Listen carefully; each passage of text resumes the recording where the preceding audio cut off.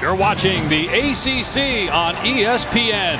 Welcome to Doak Campbell Stadium in Tallahassee for one of the most intriguing matchups of Week 1 as perennial giant killer Boise State takes on Florida State, looking to rebound from its worst season in 4 decades. Now, this game was originally scheduled for a night game in Jacksonville on ESPN, but moved 2.5 hours west because of Hurricane Dorian.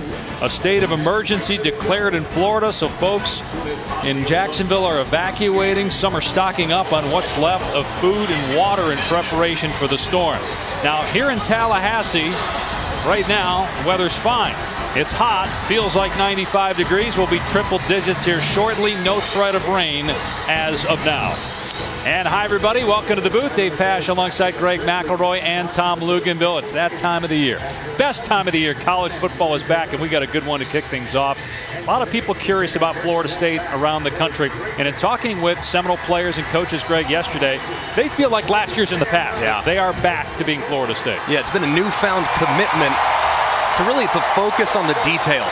But I think a big reason for the optimism around this program here in 2019 is the addition of new offensive coordinator Kendall Briles. He comes from Houston, previously with the Baylor Bears many years ago, but he's a guy that has scored points everywhere he's gone. He's going to simplify the offense. He's going to up the tempo. Expect a lot of productivity in that side of the football here this season. They're playing against a very good opponent as Chief Osceola's out on the field. Here come the Broncos. 10-3 record a year ago, but they have a true freshman quarterback, Tom, and Hank Bachmeier. And instead of playing in a neutral site, yeah, there would be a lot of Nole fans there. You got a true road game to start your career. Yeah, welcome to college football, Hank, no doubt about it. But I'll tell you, the reason he won this job, guys, is he earned the trust of his teammates and of the coaches. And it's not all about physical ability. It's about minimizing mistakes and executing the offense. And he reminds me of a bigger, stronger-armed version of former Washington quarterback Jake Browning. And he may need to play like it here today if Boise State hopes to go home with a win. Boise State 1-4 in its last 5 games against Power 5 teams. We'll see if they can pull this one out here in Tallahassee. Kickoff is next, the final Saturday in August.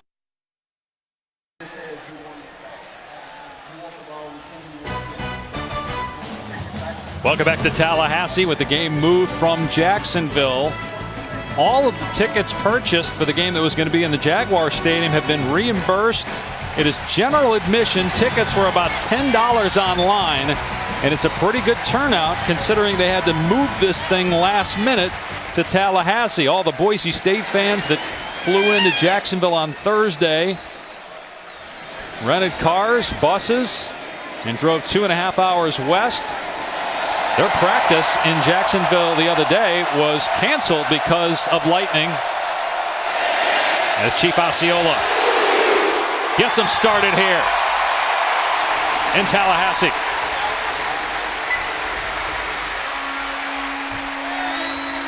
Boise State won the toss, elected to receive. Brian Harsin has done an excellent job. Former Boise quarterback, longtime assistant, now in his 6th year as the head coach. He's got 2 Mountain West championships, 4 10-win seasons, including a year ago.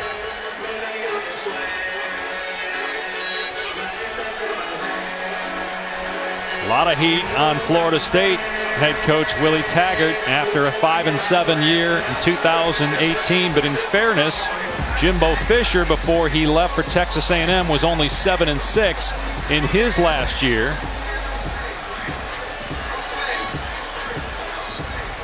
We'll see if Taggart can turn things around. Greg already talked about the change. The offensive coordinator, they've also made some other staff changes. We'll see if it pays off in 2019.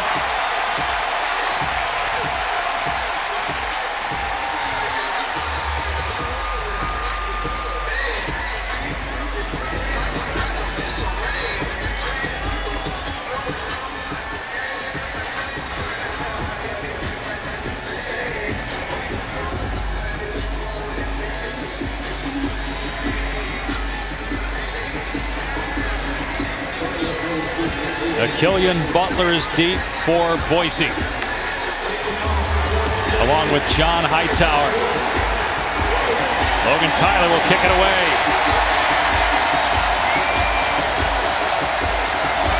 Toe will soon meet leather. And 2019 will be underway for these two schools. It will come out to the 25 for the Broncos. As we introduce you and the college football world to the highest recruited quarterback in school history.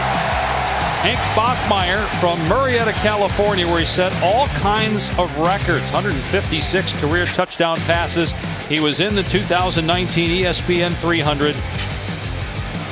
And he takes over for a 4-year starter in Brett Rippon, who was the Mountain West Conference Player of the Year and the all-time leading passer in the conference.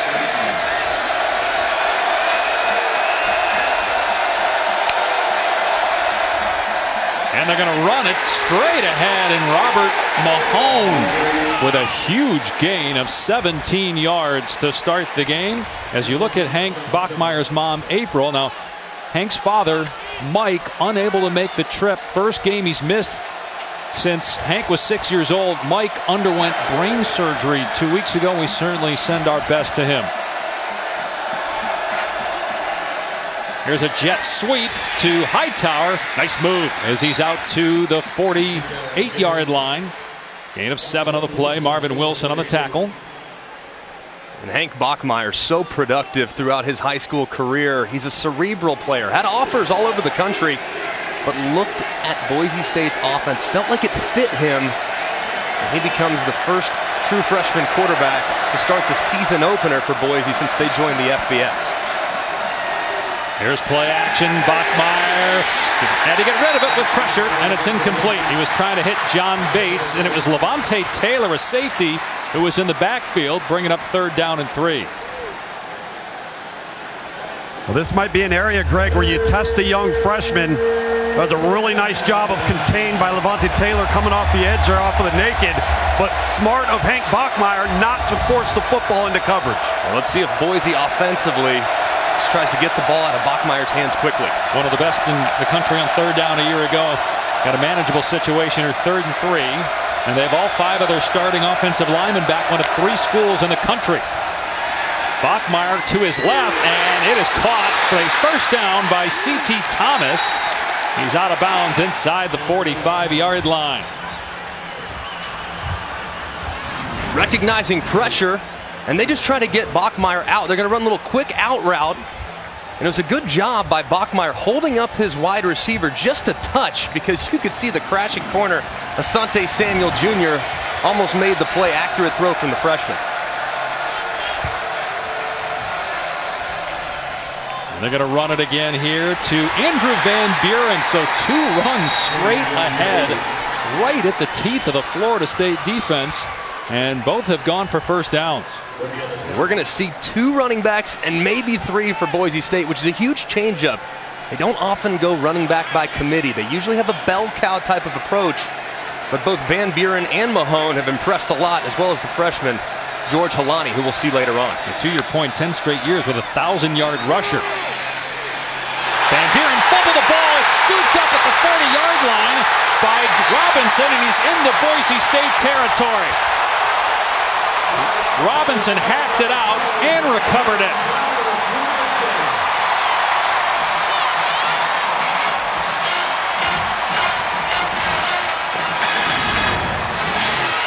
What a textbook hit right here. Right on the football. Nasruddin. You see that left shoulder engage and that ball pop out. Right into the arms of Robinson. Great play by Robinson, too, by catching it, securing it, and creating some positive yardage for himself. Huge play by the Florida State defense early on. And boy, did they need it, guys. Yeah, they were getting gashed. So sophomore quarterback James Blackman, redshirted a year ago, but a starter 2 years ago, and they handed off to Cam Akers on first down. He's planted after a 2-yard gain. 24 career touchdown passes for Blackman, coming out of Glade Central High School in South Bay, Florida. It's his 14th career start. Most of those, again, coming as a true freshman. Did start 1 game last year, threw for over 400 yards against NC State. They're trying to set up a screen here, and he overthrew Akers, the intended receiver. We all had a chance to meet with James Blackman yesterday. He's a very impressive kid. It was a tight race between him and Wisconsin transfer Alex Hornibrook, but the coaches said the leadership of Blackman and how the players feel about him is what won him the job. Here he is on 3rd down and 8. Dumps it off. Breaking a tackle is Marshall. Out of bounds, close to the line to gain. He stepped out. Looks like he'll be short. At the 38-yard line, the Noles are over the ball. They're ready to go for it on 4th down. Great effort by Matthews, trying to stretch it. And they hand it off to Akers. First down and more. Inside the 20-yard line. A house call for Akers. Touchdown, Noles.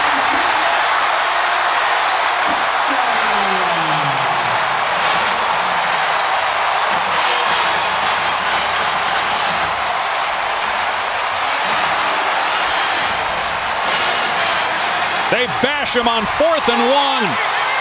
And then Akers breaks free for his 14th career touchdown run.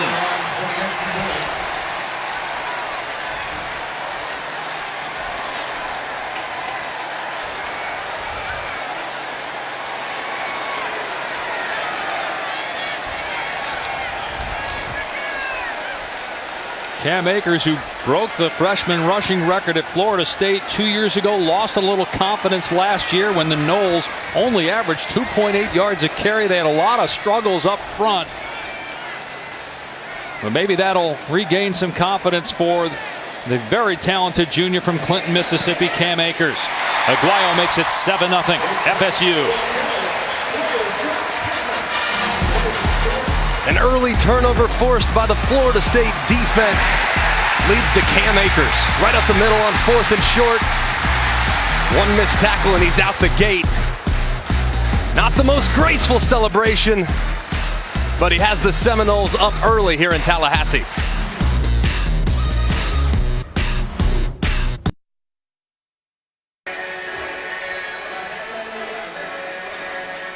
Boise State trying to replace 1,400-yard rusher Alexander Madison, and Andrew Van Buren fumbles.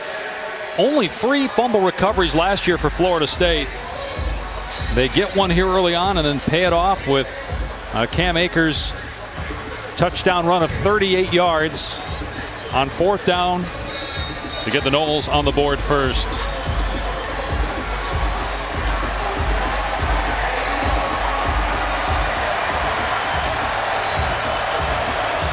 Hightower and Butler deep again. Tyler will kick it deep for FSU.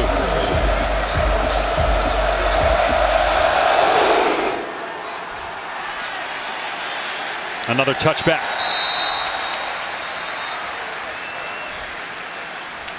Let's go back to the touchdown. Pretty simple 4th and short play. You're going to see McKitty lead up, and Akers going to follow in behind, but that leaves Ezekiel Noah unblocked.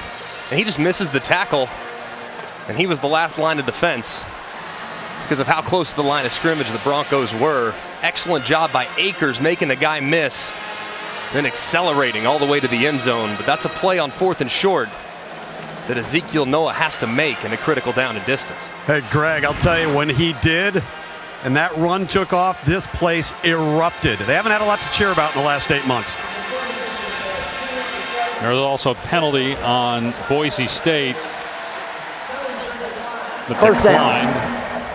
So 1st down for the Broncos. We welcome those that are watching South Alabama, Nebraska to this game here in Tallahassee. Game was supposed to be tonight on ESPN in Jacksonville, but moved because of Hurricane Dorian. And no rain here in Tallahassee, but hot and humid as they go right back to the ground. Mahone straight ahead to the 31-yard line. We mentioned there's a lot of humidity. Boise State knew it was going to be hot and humid, so they made it 106 degrees inside in the bubble in Boise. How did they do that? Well, they sprayed water. They turned the heat up and sprayed water everywhere. But they thought they're going to be playing at night, not in the middle of the day. Another run, and Mahone has the first down. Other than the fumble by Van Buren, and even on that play, they did get positive yardage. So you look at the weather difference between where we are and where Boise State what Boise State is used to. First time they played in the state of Florida. We were in Boise a couple weeks ago for practice. It was absolutely gorgeous. And that humidity hurts a lot of positions, but I'll explain that to the snap why it's actually kind of a good thing for quarterbacks. True freshman Hank Bachmeier unloads, complete, and it's Hightower getting the first down, close to midfield, tackled by Samuel. You think humidity, you think uncomfortable, but for whatever reason in a humid environment, the football gets a little stickier, and your hand gets a little stickier, so the ball comes out of your hand really true in a humid environment. So I have a feeling this Boise State team, and Hank Bachmeier especially, might feel pretty good throwing the football in this type of setting. They keep running between the tackles, and this time Mahone is stood up by Corey Durden after a short gain. Tell you what, Greg, so far I think it's been a very smart game plan to get Hank Bachmeier comfortable. They have established the run early. The throws have been short. They've been able to kind of control the environment for him, get his feet wet, and get him some confidence early on here. And that's what happens when the running game has been really effective. Outside of the fumble and that last play right there, every run has been very, very positive. Bachmeier has an open man on 2nd down and 8. It's Van Buren. He's wrestled down about a yard short of the line to gain by DeKalen Brooks. So it'll be 3rd down. They're in FSU territory for the 2nd time in the first 5 minutes of the game. I know it's early. If you wanted to hand it here, you could be thinking 4-down territory possibly at this point of the field too, if you trust your defense enough and you trust your offensive line to get you positive opportunities. It's about where Florida State was when they went for it. Van Buren cuts it back and is close. Looks like he's got it. Cedric Wood on the stop, but nice cut by Van Buren. Both Van Buren and Mahone had about 3 yards or 3 carries per game a year ago because Alexander Madison was the guy, but they will split carries this year along with George Halani, a true freshman. There's an injured Seminole, and it's a player that they cannot afford to lose. Hamza Nasruddin, one of their best players, injured.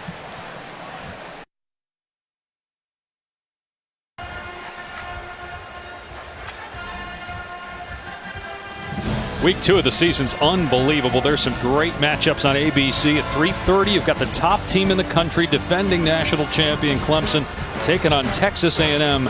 And then at 7:30, Saturday Night Football has LSU and Texas. Meanwhile, we have seen something that we've only seen one other time in recent history. Zion Williamson blowing out a shoe for the Duke Blue Devils. That's what Nasruddin did. The sole of the shoe separated from the cleat on that last play.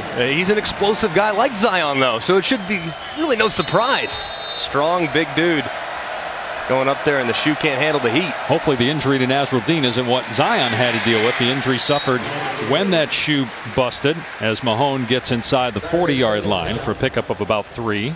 And Cyrus Fagan on the tackle. Carlos Becker is the other safety. He's replacing Nasruddin for now. And this Florida State defense really struggled at times last year. They've adjusted their front, trying to get more playmakers on the field, trying to cause more disruption. Struggled against the run early so far today. Here's the true freshman Bachmeier, a wide receiver screen, and Shakir makes a man miss. Gets tagged a couple times, but does enough to move the chains to the 32-yard line. It's an 8-yard pickup. Khalil Shakir, who had a knee injury late last year. They think he can do a lot of different things for them offensively. Look at Boise State cranking up the tempo now a little bit. Florida State on their heels and dragging. They've been getting gashed. They've given up over 60 yards rushing in this first quarter. Play fake here. Bachmeier throws that one away. He actually had Shakir, but maybe made up his mind to throw it away. He was looking, just couldn't find anything. Really the first downfield shot we've seen from Boise. They get into plus territory, but it's been a very conservative plan so far. Try to take the pressure off Bachmeier, run it on 1st and 2nd down, and then when you do drop back and throw it, nice underneath throws that are high percentage completions to get the freshman some confidence. Here's Mahone one-on-one with a stiff arm inside the 25-yard line. And it's another first down on the ground for Boise State. I like this cut by Mahone. Boom. Right off the cut. Nice stiff arm. North and south. Trying to figure out who that bell cow is going to be. I would imagine by midseason, Boise State will have a guy that will probably carry them the rest of the way of the ground. The competition at running back still ongoing between Mahone and Van Buren. 11th play of the drive. It's going to be Van Buren. Now, you were talking during the break about just how good this offensive line is for Boise State. Only Auburn, Iowa State, and Boise State return all 5 of their starting offensive linemen from a year ago. If you look at how they played down the stretch, too, particularly when they got John Ojukwu in there on the right side, been so much better, so much more productive in regards to protecting their quarterback and running the football. Here's Bachmeier on 2nd and 8, going to throw it. Has time down the sideline, overthrown, incomplete. John Bates, the intended receiver. Got a linebacker matched up on him, Amari Gaynor. 3rd and 8 in the red zone. You have points. Don't allow your freshman quarterback to make a mistake. If I'm Zach Hill, the offensive coordinator, I'm thinking something quick. Maybe a screen. Get one of these running backs out in space or try to get it to my slot receiver. Perhaps on a little tunnel screen. So I think Florida State's going to try to mix it up and play some man-to-man. Blitz coming. Bachmeier's leveled, incomplete. Off the fingertips of Hightower. There was pressure in the face of Bachmeier. It is 4th down. They're going to run a little stunt. You're going to see him loop around. And that's who gets the pressure. It's Amari Gaynor. Yeah, Amari Gaynor on a loop. That's a nice pressure, trying to create isolations up front along the offensive line. Then you run an athletic guy up around the middle to get hit on the quarterback. So now we have a walk-on who earned a scholarship late, Eric Sachs, who transferred from a D3 school, Trinity College. 36-yard try for his first Division I field goal. And it's no problem for him. The senior from Holden, Massachusetts, puts it through. And the Broncos on the board.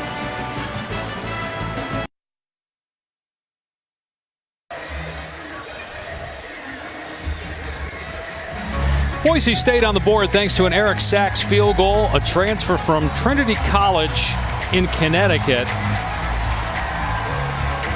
And our guys worked so hard, our crew, they went out and shot Trinity College just so we could show you what the atmosphere was like when he was kicking there. I mean, barely anybody in the stands.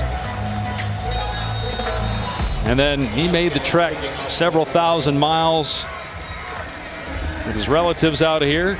Boise walked on and got a scholarship late. Boise struggled in the kicking game last year. They were last in net punting, and they were 12 of 20 on field goals, and they're hoping Sachs can turn it around. Here is a touchback. It'll come out to the 25-yard line. That was a rule that changed last year. You can fair catch in the field of play and come out to the 25. Let's compare the schools. Now, keep in mind here, Boise State isn't a big school, yet look at it compared to the Trinity College Bantams.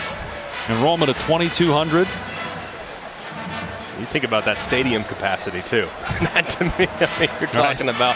And I would imagine, I've never been to Trinity College, but I would imagine 5,500 is, I'm not sure they're getting that every week, but I can assure you at Boise, throughout the Mountain West, and of course, throughout his journeys down here, even in Tallahassee, he's going to see, in some cases, 50,000, 60,000 plus people on a weekly basis. You played high school football in Texas. How many people you play in front of? 20,000, roughly. Blackman gets rid of it here, and it's Tamarian Terry, and he's got the first down. Terry, their most dangerous receiver, and he might be gone. On a simple play to the perimeter, he takes it the distance. 75-yard touchdown.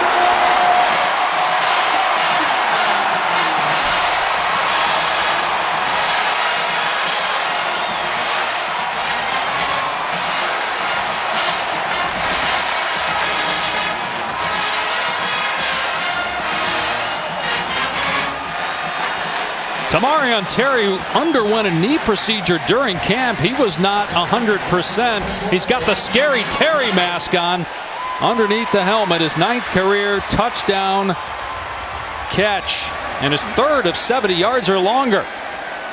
And the Noles, midway through the first quarter, put up some points with explosive plays.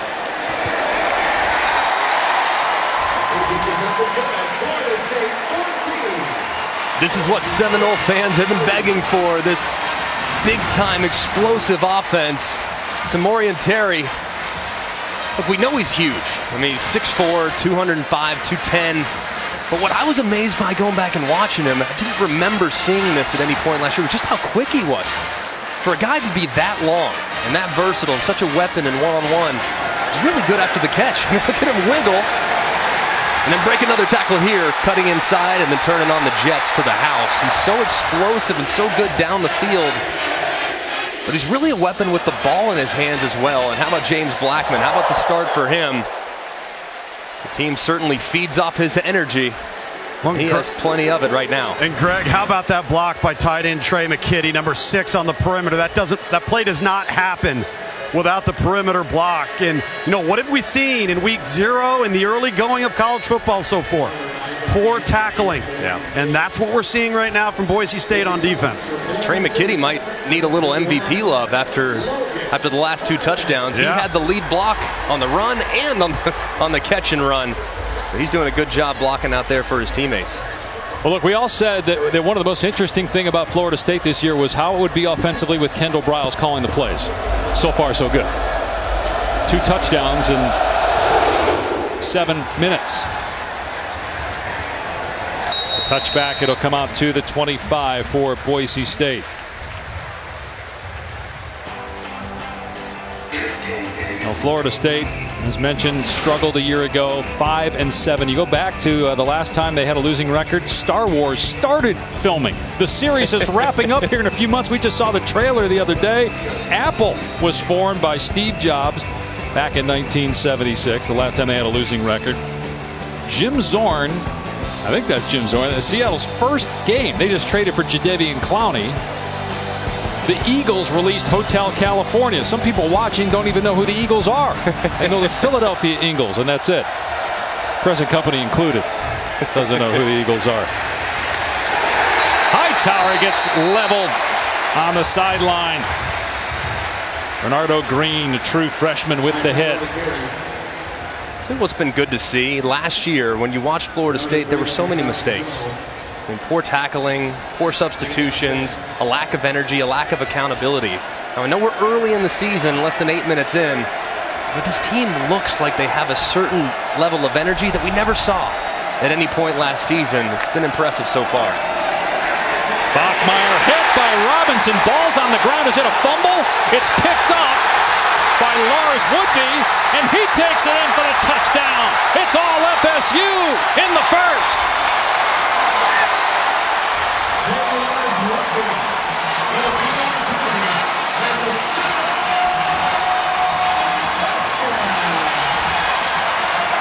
Janaris Robinson had a fumble recovery earlier, a forced fumble here unless the hand started to go forward. Let's see. Yeah, I think that's got a chance to be overturned. The rule on the field was a fumble. That plays under further review. Is the ball knocked out there before the hand starts going forward? We all know the language. It has to be indisputable. Video evidence beyond all doubt to overturn the ruling on the field.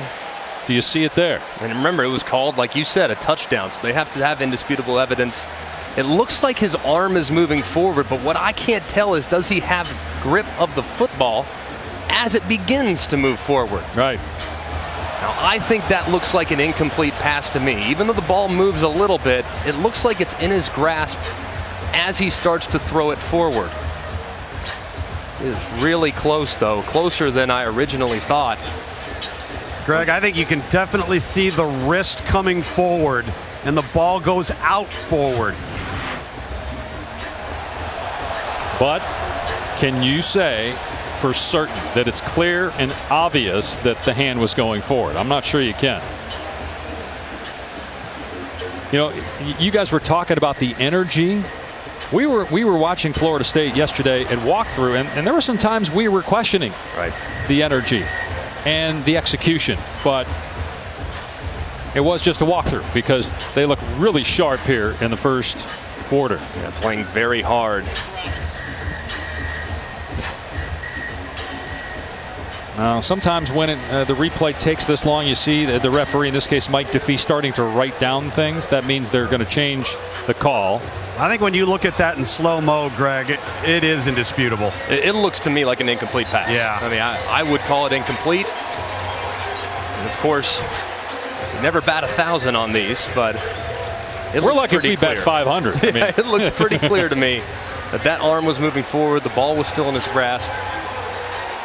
And if I were the replay official, this would be overturned, ruled incomplete, setting up 3rd and 10 for Boise State.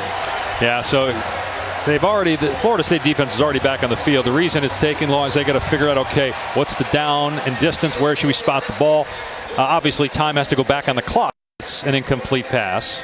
Regardless, though, Greg and Dave, talk about the energy. How about the pressure? Boise State's got 5 returning starters in their offensive line, and right now they are on skates. This is they have cranked it up in the defensive front 7 from a variety of looks for the Seminoles on defense. After reviewing the play, it's been determined that the quarterback's hands came forward with possession, therefore it's an incomplete pass. It's going to be 3rd down and 10 at the 25-yard line, right hash. Please set the game clock to 7:14, 7:14. So a bullet dodged for Brian Harsin and true freshman Hank Bachmeier. Bachmeier enrolled in January, participated in spring practice, graduated high school a semester early. Beat out Chase Cord, a guy that played in a few games last year but tore his ACL in practice. Both the quarterback jobs for these two programs came down to the final days of camp. Bachmeier 3rd and long, facing pressure, throws it downfield. It's caught inside the 40-yard line by C.T. Thomas. A big play by Bachmeier, and 3rd and 10. They get 35 yards. What a great job by Bachmeier. Standing in there, knowing that rush is coming. Seeing that safety squeeze just a touch, knowing that he'd have a little more room down the sideline. And that's not easy with big Joshua Kando breathing fire off the right side. Bachmeier had his helmet come off, Greg, so Chase Cord has to come in for a snap here at quarterback. Bachmeier knew it right away. He ran to the sideline. He knew the rule. Cord in trouble again. Gets away from pressure. And finally goes down. Chased by Leonard Warner. Maybe got back to the line of scrimmage. You have to sit for one play when you have your helmet come off unless it's via a defensive penalty. Are we back out there? I like the mindset, though. Hey, backup quarterback in or not, we're taking a shot downfield. Right there, Chase Cord holds onto the ball a little long, and when he's outside the pocket, just throw it away. Live to play 2nd and 10 instead of 2nd and 12. Threw 9 passes a year ago. Bachmeier moving around in the pocket. A receiver comes free. It is Hightower. 1st down inside the 30. John Hightower, very good player, big play guy. This is a great feel by Hightower, too. He runs, he has a corner route called. He sees that the Seminoles are covering that zone, so he sits it down, runs a little curl route, comes back to his quarterback. It's a good read and a great route by an excellent senior wide receiver. Junior college transfer a year ago. He had 6 plays of 40 yards or more last year with Brett Rippon at the helm. And he's got a good thing going early on with Bachmeier. Mahone back in at running back. Here he is off the left edge, breaking another tackle inside the 20 and spun down near the line to gain. So that's another chunk play on the ground on 1st down for Boise. Hey, Greg, how about the impact of the overturned fumble return for a touchdown? This stadium has gone silent, and now Boise's taking advantage of it and getting back to what they do best, and that's running the football. Yeah, and the best way to win on the road, turnovers are big plays. They get a turnover taken off the board, they hit a big play. Next thing you know, Boise's got all the momentum. It's Mahone again, dancing in the hole.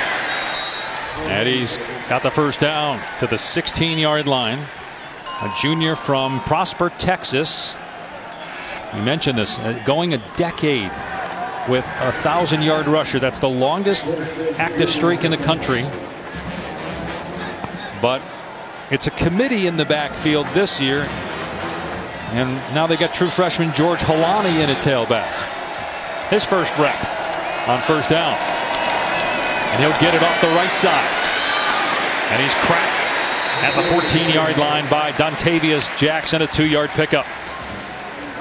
Dontavius Jackson, one of the few really bright spots along the defense last year. I mean, the unquestioned leader of the second level. He got some significant playing time and should build on it. Kind of the guy, maybe not the most talented guy on that side of the field, but certainly one of the guys that's very, very important in regards to the leadership and accountability of the defensive side. Saw this as the 28th play for Boise State already here in the first quarter. Bachmeier threw that one away. Again, face pressure. It was Marvin Wilson who was in the face of Bachmeier. Third down and 8.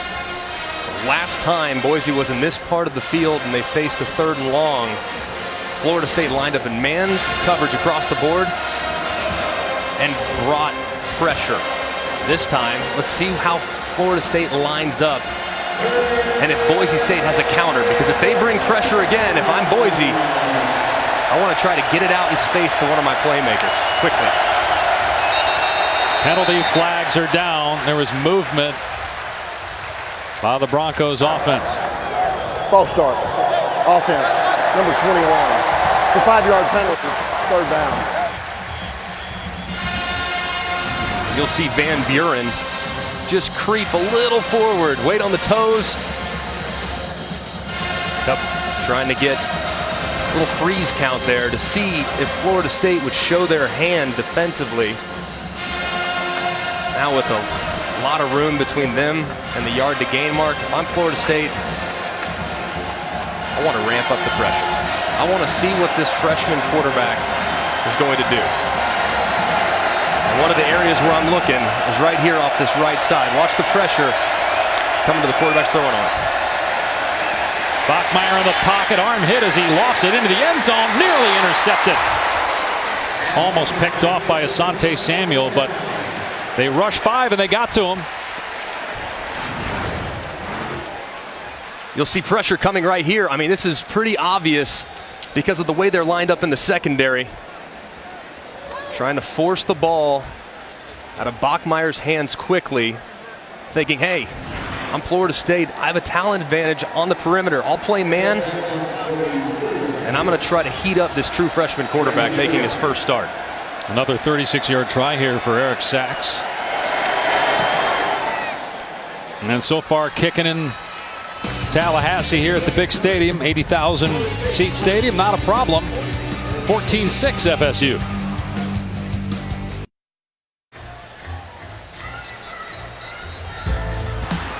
This season, for every field goal and extra point made by participating universities, All-State will make a contribution to the university's general scholarship fund. Thank you, All-State.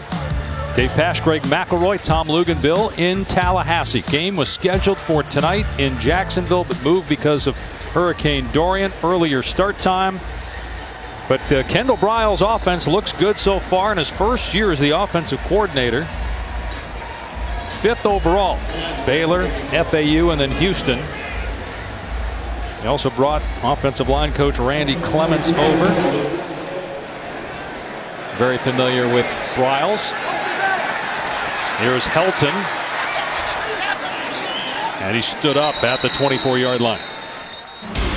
Now this Kendall Briles offense is so simple. It's all based on safety, rotation, and numbers. So you see this safety into the boundary. When that safety departs off the hash and works his way to the middle of the field, the quarterback directs his eyes away from that safety rotation, pitch and catch. And then it's about numbers. How many guys are in the box? There's 2 high safeties, which means there's 5 in the box. I have 5 blockers. Let's run it. It's very simple. It's very quarterback friendly. And it's a big reason why everywhere he's been among the best in college football in regards to yards, points, and touchdowns scored. So much about tempo. He told us yesterday they're not where he wants to be yet. Guys are still figuring out the speed as we've got a flag here on first down for movement. False start. Offense, number 73. It's It's a 5-yard penalty, first down. They were 110th last year in total penalties. That's the left tackle, Juwan Williams. Briles replacing Walt Bell, who moved on to be the head coach at UMass. Akers to the 22-yard line, so that's a gain of about 3 on the play. Chase Atada on the takedown. You know, Greg, they give the quarterback a look to where they spread you so thin horizontally that it forces the defense to either give you the run numbers in the box or commit to coverage. Here's Blackman on second down with a pump fake. And that comes back to Gavin on the near side at the 35-yard line. It's a first down catch for Keith Gavin with Jalen Walker in coverage. Good job reading things by Blackman. And that was third in the progression. He was working one to the little slot receiver, and then he looked deep off the pump fake. Worked all the way back to number 3. And a nice job. On 1st and 10, though, they've been pretty good as far as getting some opportunities in the run game. Let's see if they get back to it here. Akers in the backfield. Here comes a reverse. Helton on the pitch with Blackman out there trying to block, and Helton's got the first down. Takes a shot at the end, but he moves it into Boise State territory, a 14-yard play. Florida State just has so much speed. And you look at Boise, I mean, that's a disciplined football team that's not generally going to over-pursue, but you have to. You have to be threatened by the speed of Florida State potentially getting to the perimeter. Right here, if I'm Florida State, though, I'm thinking maybe I'll take a shot downfield. Actually took 3 yards off. They say Helton went out of bounds. They're going to throw it to Akers. It's a double pass. Akers downfield. It's caught. Terry takes it to the 20-yard line, but they're going to say that he did not make the catch. Boy, he had it, but it came out at the end. Man, what a cool play. It looked like Blackman was checking it down. Cam Akers, the high school quarterback from Mississippi, throws a pretty decent ball, but Terry can't seem to reel it in. Oh my goodness. The previous play is under further review. And I think what happened is they saw the same thing we saw from this angle. They saw him catch it on the hop. We actually were shielded because of Terry's body. We couldn't see that the ball actually hit the ground. Or are they going to look to see if it was a penalty also on the pass to Akers, Greg? That's where I think they're going to look at. Are they going to look at whether or not James Blackman, when throwing it to Akers to the right, was it in fact a backwards pass? Because that was such an unusual design. Usually on a double throw, it's very quick. Hey, you throw a little quick pass out there, a little screen, it's very clear that it's a backwards pass. In this particular case, it looked as though he was just checking it down. And it was pretty flat. It was very close. I thought it looked backwards, but it was very, very close. Guys, we were here for the Florida game last year, the end of the season, when Florida State got smoked by the Gators. And just looking at the creativity of the offense is night and day. And we're being told this is what they're looking at. So, again, it shouldn't take long because obviously you see it bounce there. But I think because the official was shielded by the player, just like we were up here, that now, I understand that catch no catch is that's a hot topic in college football in the NFL, but I mean this just looks pretty clear to me. Well, not only that, guys, and this is an issue with why something like this takes so long. Right. After further review, the ruling on the field is confirmed.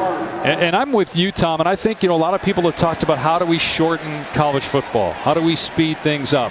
It's simple to me. You don't review every play. You just go to the NFL rule where a lot of stuff is reviewed, but it's reviewed by coaches' challenges or booth reviews on scoring plays or turnovers. But when we're reviewing every play like that, and we wasted, a minute and a half, 2 minutes.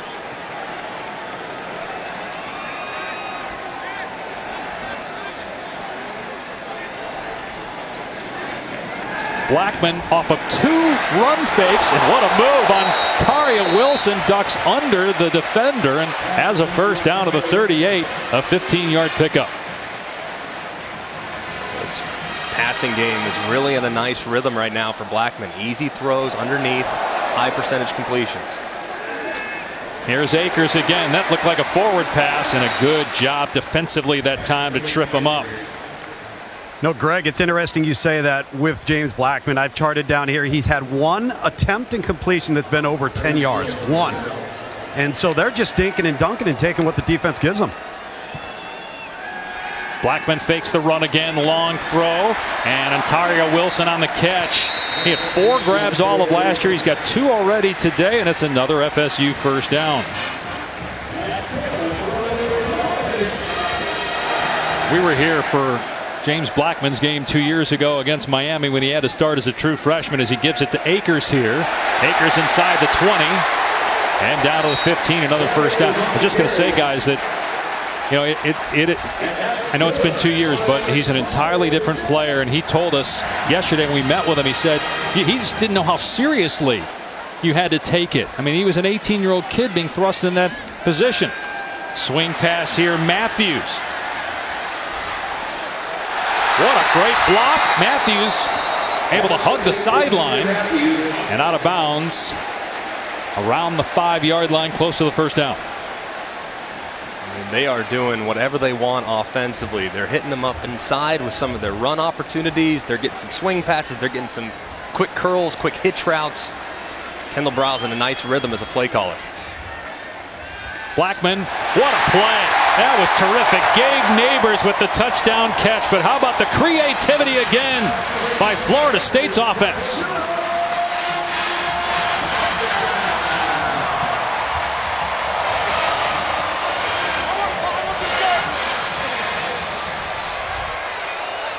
They had one of the worst offenses in college football last year. They averaged 22 points per game. Look at how many points they have in the first quarter against a good defense.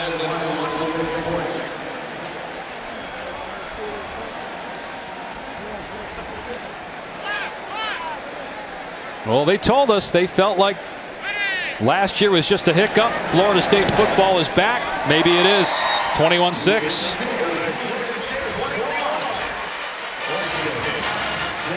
This is just stealing right here offensively. You're going to see him slide out here, but the beauty that opens this up is because of the man coverage that Boise State is in, you're going to get a little rub opportunity, which frees up the intended receiver, and he just waltzes right into the end zone. Nice, easy catch, beautiful design, excellent execution for the Seminoles. And Greg, a little offensive pointer, right? Rubs are legal and picks are illegal. Correct. And you get James Blackman chest bumping his offense coordinator, and he knock him to the ground. I mean, Blackman's tall. Maybe we just couldn't see Kendall in there, but Blackman is every bit of 6'5". He actually looks like a basketball player. He's got that kind of a body, and you see how lanky he is. He actually has put on about 15, 20 pounds. He was 7 of 8, 125 yards and 2 touchdowns. But they look like a completely different offense from a year ago. We just threw out that number again. Think about that. It bears repeating. 22 points per game at Florida State. Right. And they got 21 already. And with an offensive line that throughout the entire season last year and the year before that was a liability. There hasn't been a single moment so far today in which the offensive line hasn't been up to the task. Here's Hightower electing to take it out, and he gets leveled at the 20-yard line. Brendan Gant with a big hit on special teams.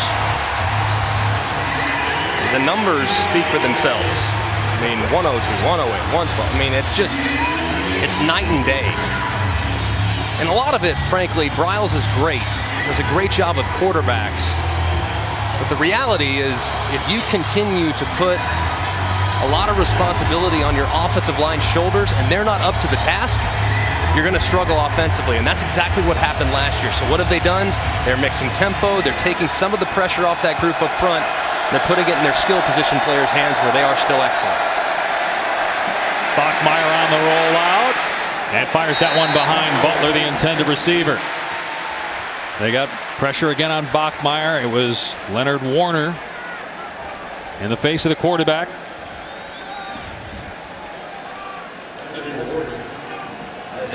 A little credit needs to go to the defense too, and like you said, it's early in the game, less than a quarter into the season, but I've been impressed by the coverage in the back end, and the amount of havoc they're trying to create up front with pressures and blitzes. They have a takeaway. They also had one that went for a touchdown, called back because of a penalty. There's a flag down here as Mahone is out to about the 23-yard line. He might have a Seminole that was lining up in the neutral zone. It certainly looked that way, at least prior to the snap.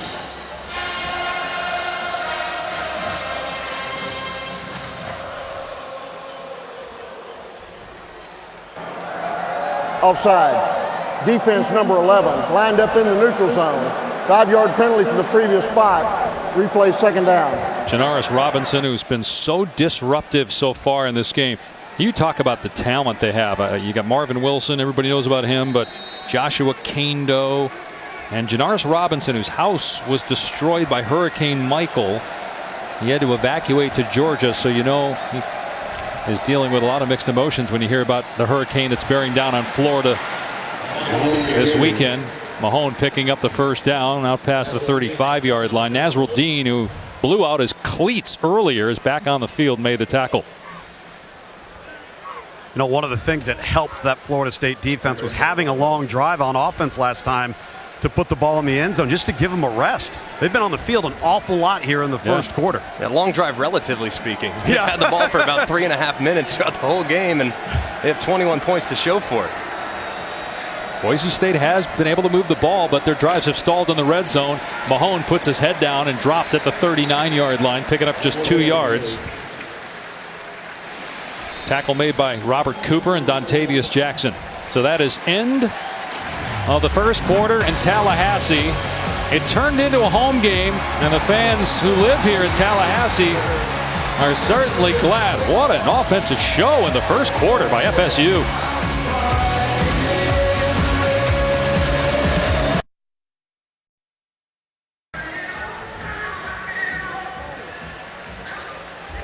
Quarter took almost an hour, but all the stoppages were because of the scores by Florida State. They had one that was called back because of a replay review as Bachmeier just turns and throws that away. That should be grounding. And he got back to the line of scrimmage, but there was no receiver in sight, and he was inside the pocket. Joshua Kando was right in his grill. And this should definitely be grounding. Yeah, there it is. Intentional grounding. Offense number 19. The quarterback was in the pocket, threw the ball in an area where there's no eligible receiver. Lost it down at the spot of the foul. Second down. You can see the nearest eligible receivers here. The ball is here. So very obvious call by the official. And of course, Bachmeier did not exit the pocket. Great pressure right there, though, against the heavy play action. Florida State. 4 years together, that was your best use of the telescope. That's deep football right there. That's deep stuff.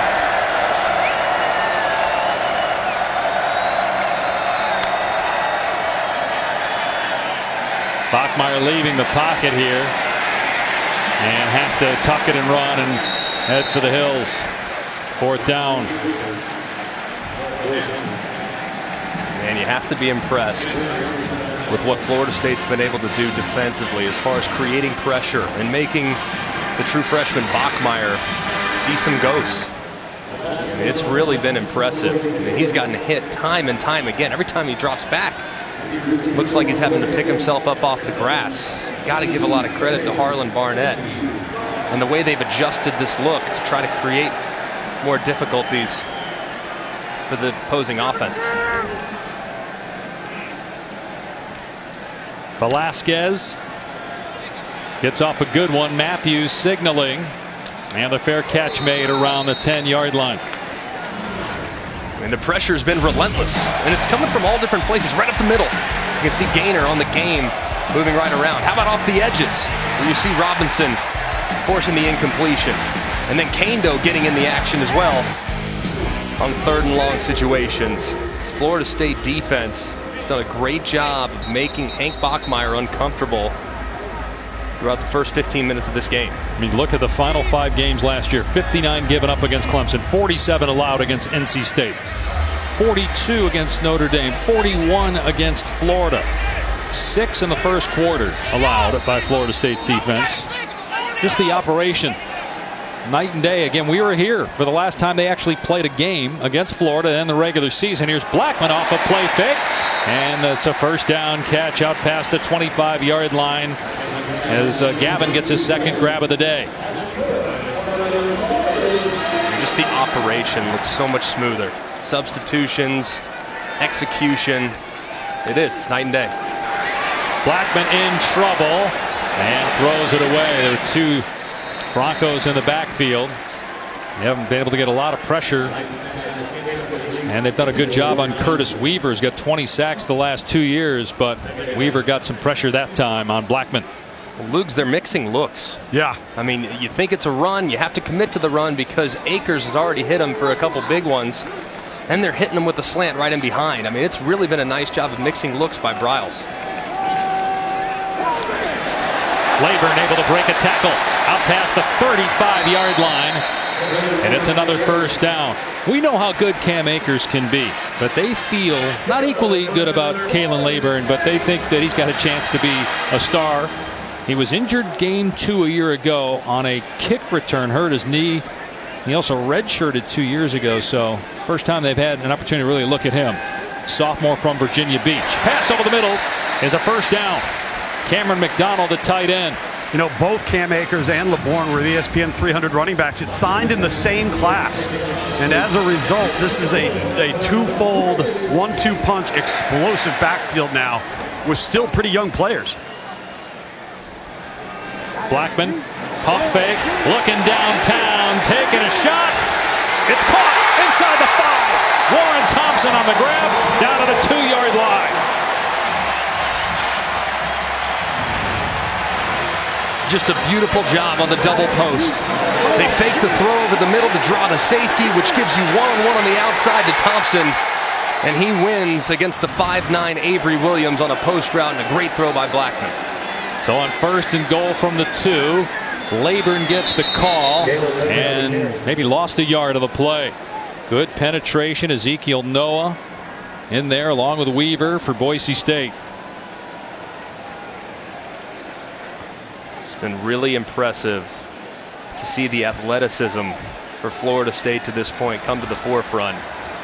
Right here, though, it's all about the line of scrimmage. Can their offensive line give them some opportunities in the run game, or do they need to resort to a throwdown here?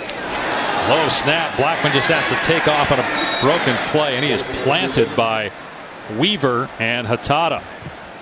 So it's going to bring up 3rd down and goal. That's really, so far, Greg, the only execution error that we've seen out of this Florida State offense today. And Florida State does not have Tamorrion Terry on the field right now, and he's the guy in this part of the field where you really want to emphasize him. He's 6'4", so he's a mismatch in coverage on any vertical passing game, so he's not in it.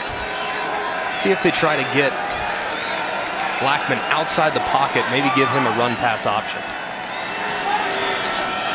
And another botched play. Blackman has to fall on it, and it might be out of field goal range back at the 30-yard line. So we were talking about how great the operation has been, and then on back-to-back plays, you have a botched snap. And we were watching walkthrough yesterday, and for whatever reason in the red zone, the operation wasn't as sharp. So you need to clean up that area of the field, of course. You got to get on the same page. A couple of errant snaps there. It's the communication, naturally, that appears to be a problem between Blackman and the center, Johnson. That's really the first time, though, that Florida State in this game has looked like what we saw a year ago. Here's Ricky Aguayo, struggled from this distance, 4 of 8, 40 to 49 yards a year ago. But he nails this one from 46 yards away. That extends the lead to 18 for Florida State here in Tallahassee.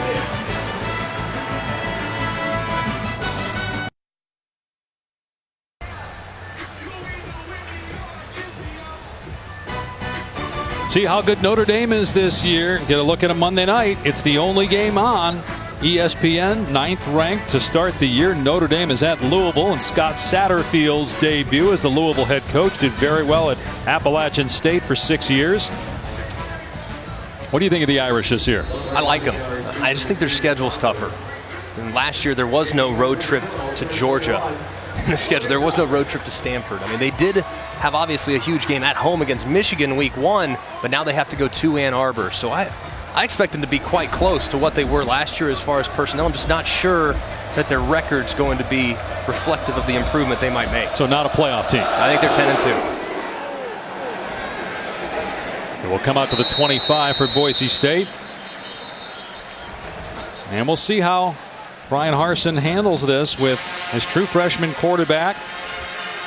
Given that, again, this was supposed to be a night game, neutral site. Now you've got a true road game. You've got general admission. Students get in free. Everybody else, it's $10. So you got a lot of Florida State fans that are here. You got a pocket of Boise fans that are right behind the bench.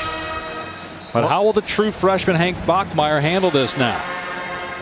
I think they need to figure out a way to create some confusion defensively. Right now, Florida State is able to pin their ears back and just come right after the quarterback. So they got to change some tempo. They got to get some balls out of Hank Bachmeier's hands quickly and keep it in manageable down and distance.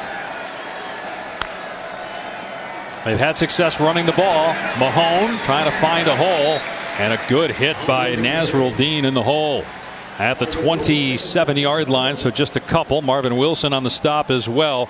We talked to Marvin yesterday. One of the things Florida State coaches have been talking about is how the culture is changing with leadership from the players, guys being more vocal. We asked Marvin Wilson, well, are guys listening to you now? He said, well, look at me. You'd listen if I spoke, wouldn't you? Yes, sir. Yes, I said. Absolutely, Marvin. Whatever you say, buddy. We saluted, shook hands, and walked away. Bachmeier gets crushed by Wilson, but what a pass. It's caught for a first down. There's a penalty flag in the backfield. C.T. Thomas made the catch. Now, there again, if the penalty is on Florida State, Bachmeier does not have to leave the game, even though his helmet came off. He doesn't know that, though, because he's over on the sideline right now, and you are going to get a shot to the head. Now, you talk about a freshman, a junior, or a senior. Where do you see this? Personal foul, roughing the passer. Defense number 21. High hit to the quarterback. A 15-yard penalty be added to the end of the run. Automatic first down. So they called roughing the passer. Did you guys see any reason for that to be targeting well? It didn't, because targeting has adjusted this year. Is there an indicator? Which means, is there an attack with the forcible contact via a launch or a thrust? And it looks like right here, Wilson comes in, hits him, but he doesn't lower his head. He doesn't launch towards the head or neck area. Of course, Bachmeier is defenseless, but no, I did not see targeting. So it's a good job of applying the new addendum to the targeting rule. And as mentioned, Bachmeier can stay in the game. They run Mahone. Lowers the shoulder and crosses the 40-yard line. Grabbed by Lars Woodby. Tell you, Greg, you got to respect how the freshman hung in there, though, because it's so easy for your eyes to come down, right? Oh, man. And he's downfield. He's seeing what's downfield and throws a strike with some chin music. I'll tell you what, he hasn't flinched. No, he hasn't. We just talked about being scared of Marvin Wilson. I'm 31 years old. I'm scared to death of Marvin Wilson. He's a big dude. And I tell you what, Bachmeier hung in there and delivered a strike over the middle. Pressure off the edge. Bachmeier's pass high, and it's picked off at the 30-yard line. Intercepted by Isaiah Bolden. Hank Bachmeier's mom, April, looking on as his son turns it over. Her son turns it over with 9:04 to go. Second takeaway by the Knoll defense. All right, watch on the edge and look at the eyes. All right, look at how his eyes never come off the quarterback. He sees it all the way. That's called palms coverage, where he is always looking, and if there's an underneath route that's run, an out route into his zone, he leaves his receiver in his post, and he goes up and he makes the play on the widely thrown out route. Excellent job defensively of reading out of coverage and making a play on the football. Florida State him into it, too. Yeah, that was an excellent job. And that's advanced. I mean, that's really, really hard for a quarterback to see that adjustment by a defensive back that late in his drop and in his process. Just a great, great play for Florida State. They could really put this thing out of reach now if they can march down the field and score. Mike Defee, the referee having a conversation with Willie Taggart. Let's give Willie Taggart some credit. I know we've been talking a lot about Kendall Briles, but he was hired by Taggart. Willie took a lot of heat last year for a 5-7 season. Cam Akers up the middle to the 37-yard line. To me, though, Dave and Greg, it's how it's looked. It hasn't been sloppy. It hasn't been on the sideline that we didn't see a year ago from the coaches. Just improvement all across the board. Akers again. Big hole past the 45-yard line. Takes off inside the 40 of Boise State and finally pushed out of bounds. There's an injured Seminole on the play, but again, that looked like a neat design 30 yards. Yeah, nice counter action. And a good block up front as you see Akers get into the open field. And we'll get you the injured player is Brady Scott, their left guard.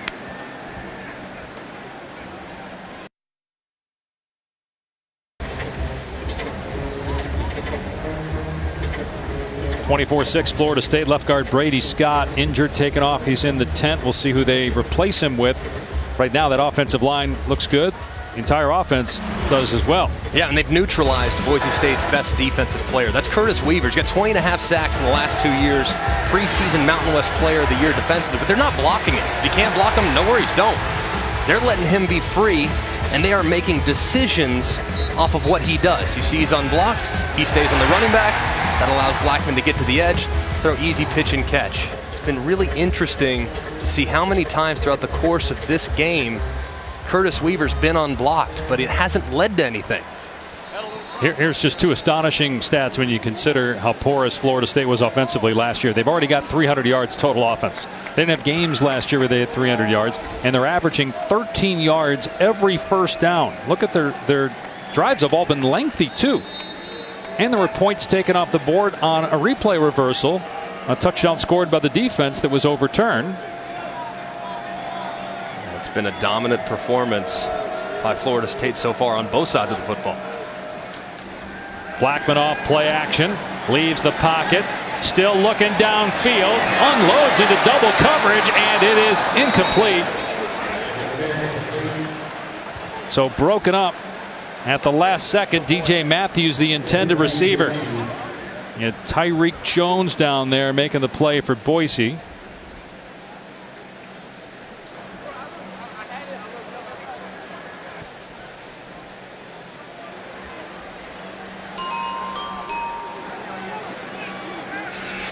Don't forget Oregon-Auburn ABC tonight. Akers straight ahead. Runs into the arms of Bruno DeRose at the 29-yard line. 3-yard pickup. No, Dave, Greg, you talk about the 300 yards of total offense, but really it's been the offensive line that's been the difference so far. That's been the biggest, most improved area by a mile so far in 2 quarters of this football team. Going to throw it here on 3rd down. Blackman is chased, and the ball comes out, and it's scooped up by Moa.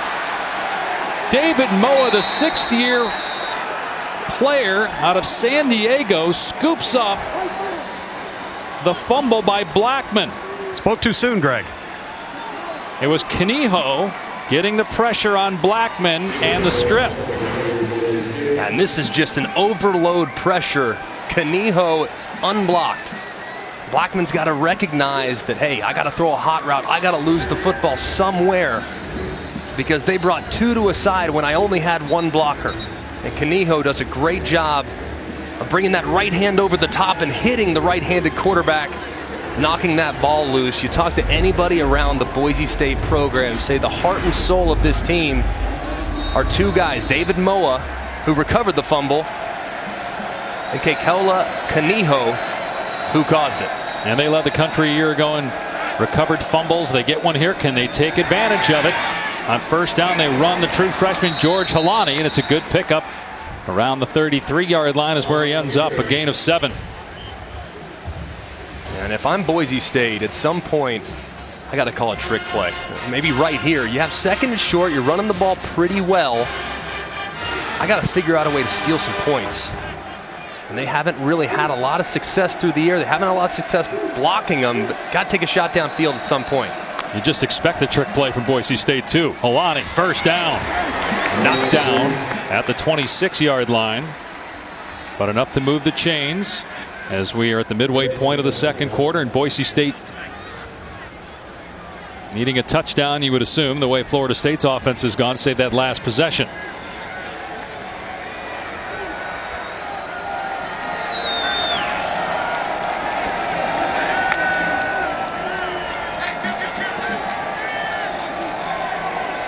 First down at the 27 of FSU. Holani again. And Jackson, Warner team up on the tackle a couple of yards downfield. Well, Greg, maybe that razzle-dazzle or trick play needs to come in the red area. Uttered the most. Haven't been able to convert third downs and get points on the board. This might be the region if they get a little bit closer.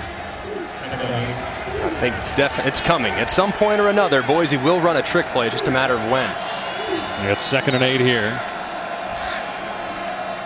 It's play action. Bachmeier going to throw it back here to Holani, and he has a blocker out there, but a beautiful move. Holani with a great cut at the 10, and you see why they are so high on this true freshman out of Bellflower, California. George Holani takes it to the 4-yard line for 21 yards. But how about the block by Shakir, number 2? Watch, you'll see him right out in front, and he is just driving all the way to the end zone. Look, lock up, go. Run your feet, and he blocks his guy almost all the way to the end zone. You can see Holani almost scores as a result of the effort by Khalil Shakir. Excellent job by the sophomore wide receiver that plays out of the slot.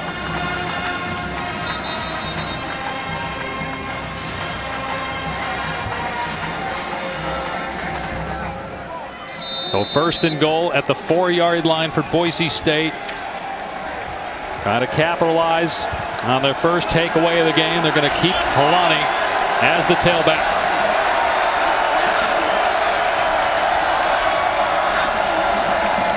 They'll give it to him. Goes high up in the air and only picks up a yard on the play. Corey Durden there for Florida State. Tell you what, it's going to be really tough to gain those yards right up the middle. I know you like your offensive line. All 5 starters return. You have some big bodies. But if you look at Florida State, they got bigger bodies, including Robert Cooper, who's 350 pounds. Of course, Marvin Wilson, one of the best defensive tackles in America, in there around 315. It's really hard to move it right at the middle. And Mahone makes it down to the 1-yard line, so they did get some movement up front. But Mahone was denied around the 1-yard line by A.J. Litton, so it's 3rd down and goal. And it's 4-down territory, too. With the way your defense has played, they haven't really been very successful slowing down the Seminole offense. Field goals aren't going to help you in this one. You have to think you have a yard to gain, and you have 2 downs to get it. They bring in a big body in the backfield, number 57. Manuel Facili, the nose tackle. Let's see if they follow him. It's Mahone. He's in. Touchdown, Boise State. The first touchdown of 2019 for the Broncos.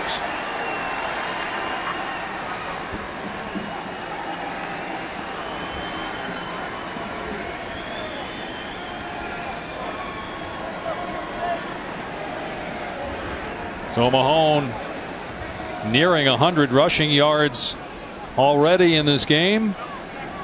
Boise State, you knew they're just too good of a team to go away, and it was the terrific play by one of their leaders, Kaniho, getting the strip, the recovery by Moa, and then Boise State able to take advantage and get a touchdown.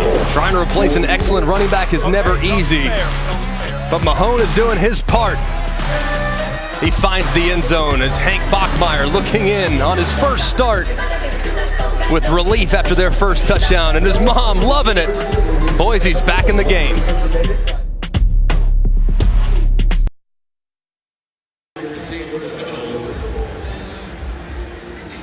A huge score for Boise State. Brian Harson's team needed to make something happen and did on defense with a takeaway. They get 7 points out of it with 4:34 to go. till halftime. Fair caught by Helton. It'll come out to the 25. So Brian Harsin, born and raised in Boise, and he played quarterback there 1995, 99, Dirk Cutter. Then he was the tight end coach 2002 to 2005. Then Chris Peterson took over for Dan Hawkins, and Harsin was the offensive coordinator. Got the head coaching job after 1 year at Arkansas State as the head coach. Now in his 6th season. Great to meet with him. We were out in Boise a couple weeks ago. And his personality and the way he views the program, very similar to Chris Peterson. Just very impressed with the culture that's been built there. And obviously, Dan Hawkins, Chris Peterson, of course, Brian Harsin, they deserve so much credit for creating that culture and sustaining it.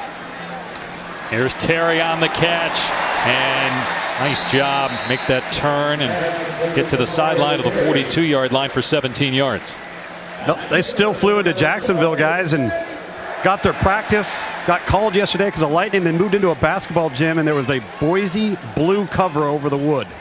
They figured, hey, it's an omen. That's cool. Blackman with a pump fake, taking a shot deep. He's got Helton, and Helton's got the ball, and he's got a touchdown.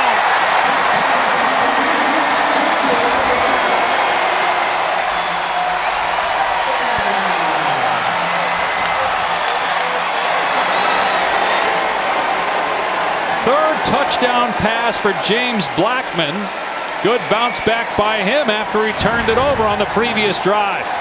Just a beautiful throw and an excellent route. They fake a little post, which puts Nawahine, the safety, in a real bind, and he beats him over the top. Really nice isolation and a great call by offensive coordinator Kendall Briles. Another extra point for Aguayo.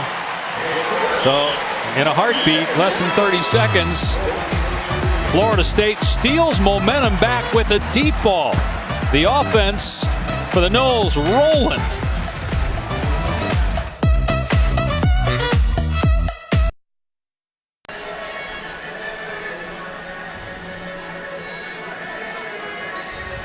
We don't even know if James Blackman was going to be the starter because DeAndre Francois was the starter last year, but got kicked off the team. Blackman has played beautifully. He's got as many touchdowns as incompletions so far in the first half, 3, and he's thrown for 276 yards against what many expect to be a very good defense in the Mountain West, Boise State.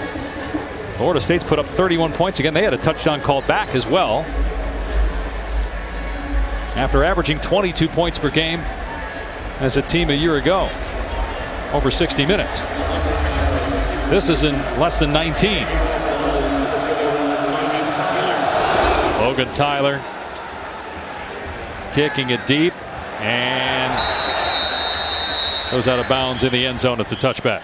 Well, Florida State has done a good job both through the air and on the ground, and as a result of that ground attack, they've had to force Boise State into a little bit of a unique situation defensively. Dimitri Washington's off the edge. He doesn't get any reroute because he's concerned about the running game, which puts Helton in a one-on-one situation against Nawahine. And look at the route, just a little post pump.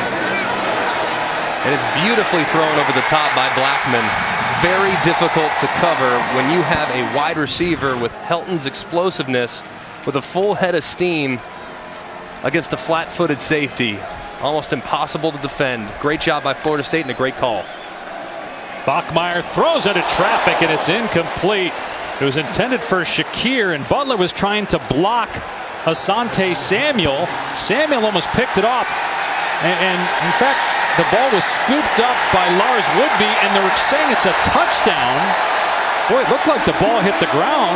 The official was right there. Maybe they're saying it was a backwards pass. The ruling on the field is a backwards pass. There you go. Recovered by the defense for a touchdown. Everybody stopped except Lars Woodby. I guarantee you the coaches for Florida State said that's a live ball. It was a backwards pass. The previous play is under further review. I'm looking at it. I don't think it's a backwards pass. I mean, I see Bachmeier throwing it from the 20-yard line. It looks as though it hits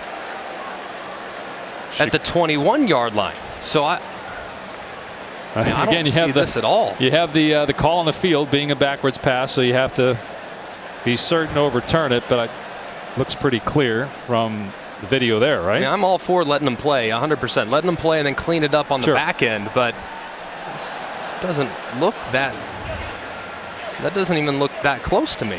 From that angle, it's a little more, but it's a little deceiving. From the other angle, this one especially, looks like he's at the 20 as he throws it. His legs straddling the 20-yard line, and that ball hits Shakir on the toe at around the 19. No, the 21. The 21, excuse me. Yep. Bad math.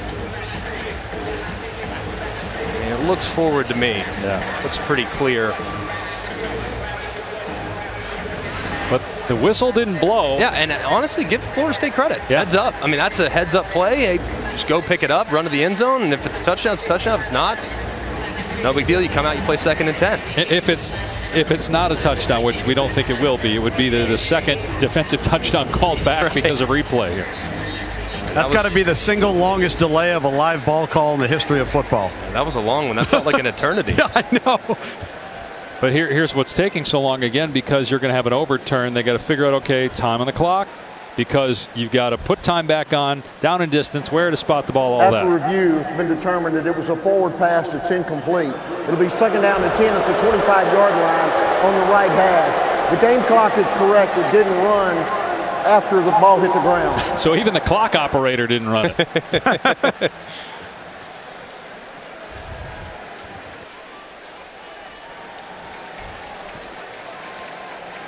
And honestly, that's one, the officials, though, I'm okay they let it go. Because if it was a backwards pass and they blew it dead, that can alter the game. So I'm okay with that, but I'd love to see them clean it up a little and get that decision quicker. Score is actually 31-13. Open man on the middle of the field is John Bates into Seminole territory.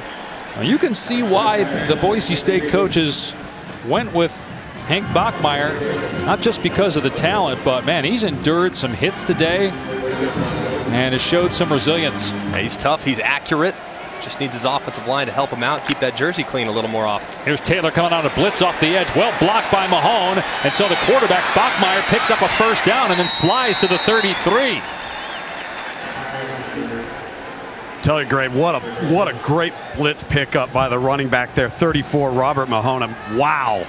Yeah, nice he made job. that play. Yeah, crossing the center's face and saving a quarterback's life. Mahone, tons of running room inside the 20-yard line. They have had some success running the ball on Florida State. Can they finish this drive as they're in the red zone now? Just outside 3 minutes to go. There's an injured Seminole, and it's Janaris Robinson who's had a big impact on this game.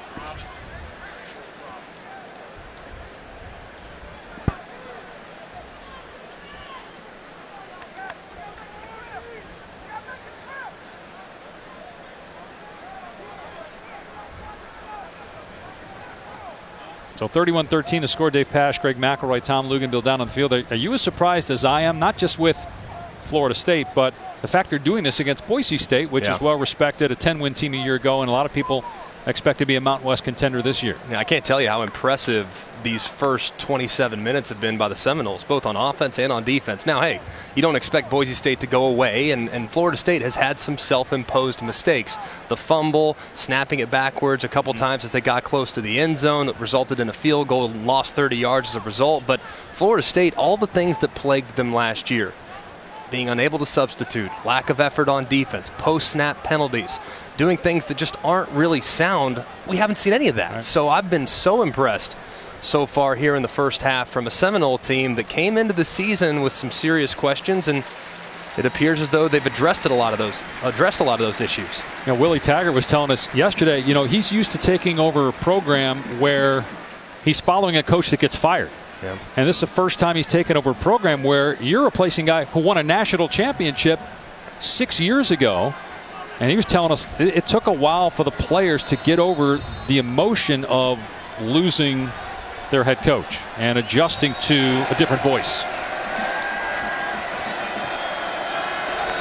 First down for Boise State at the 20-yard line. Bachmeier over the middle. It's high, and he had him. Incomplete. C.T. Thomas was open.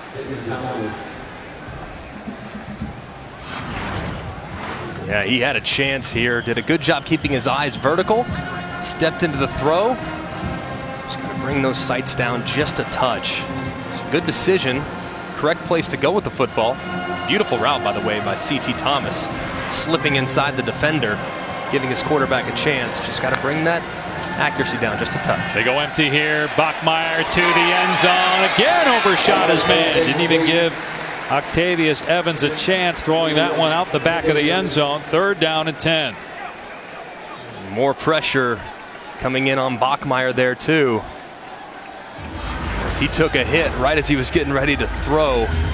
Man. That was Kando, who's 6'7", 260.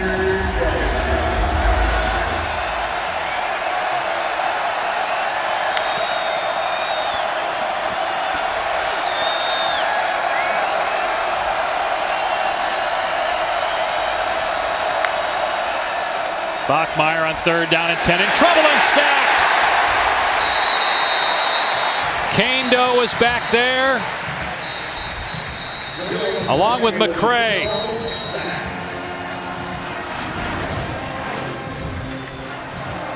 All right, just a nice job here, running a little loop. Florida State, and as a result, takes their first time out of the half. They don't pass off the TE, which results in yet another quarterback sack. This one, it's a tough sack to take, and this is one too. It's difficult naturally. It's 3rd and 10. You're looking for a player downfield, but when you're on the cusp of field goal range, you can't take a sack in this part of the field because it only makes it 4 yards more difficult for your kicker. You have to figure out a way, regardless of the situation, to throw it out of bounds or try to throw it at someone's feet. Something that Hank Bachmeier will learn, though, as he progresses throughout the course of what should be an excellent career. You got a former walk-on who had been kicking at Trinity College in Hartford and just earned a scholarship recently in camp. He's 2 for 2 today, but those were about 5 yards closer. 41-yard attempt for sacks.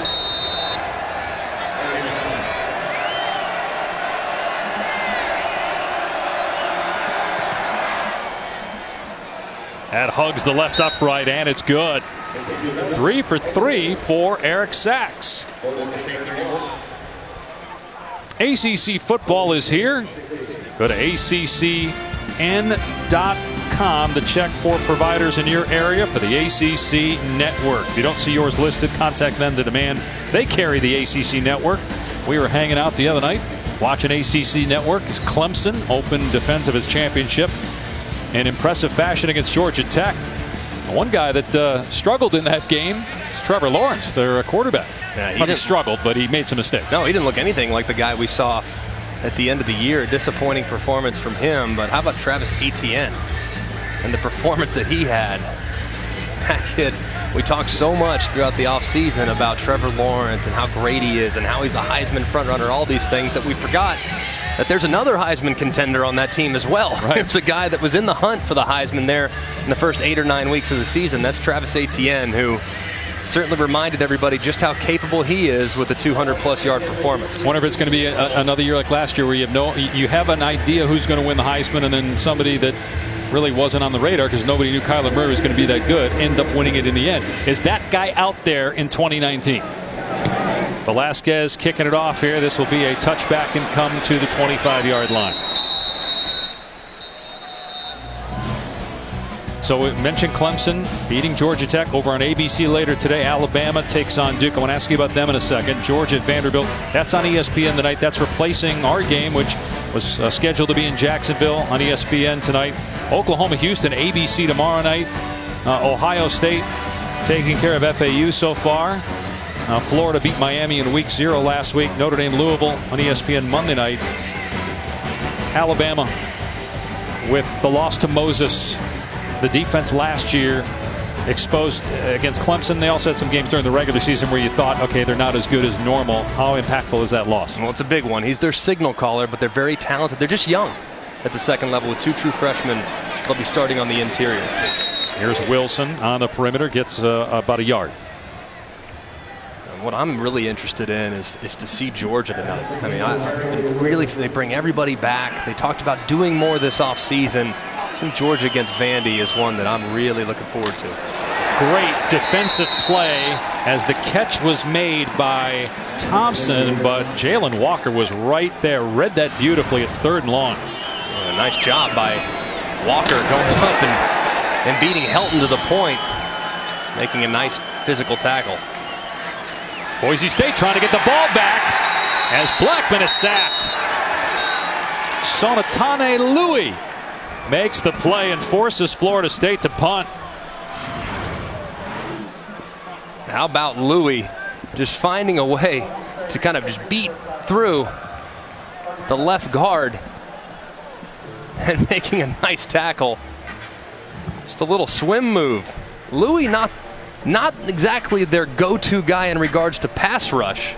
Tell you what though, he made that look very smooth. Step up and drop Blackman for a big loss. Nice. He's so low to the ground. Yeah, that was a nice 3-play sequence from Boise, though, Lugs, who really haven't done a whole lot that you'd love to see defensively throughout the first half. Right. They need to get in the locker room. They need to address 2 things, explosive plays and tackling. And, you know, that's been a theme of what we've seen in week 0 and so far in week 1. And that's an area that needs to get shored up for Boise State on the defensive side in the locker room here coming up shortly. It's interesting here. Boise State scores a touchdown. They're within a possession, even though they've been dominating in this game. Bachmeier's 0 for 6 in the red zone. They have not been able to finish drives. First punt for Florida State, and it's not a good one from Tyler.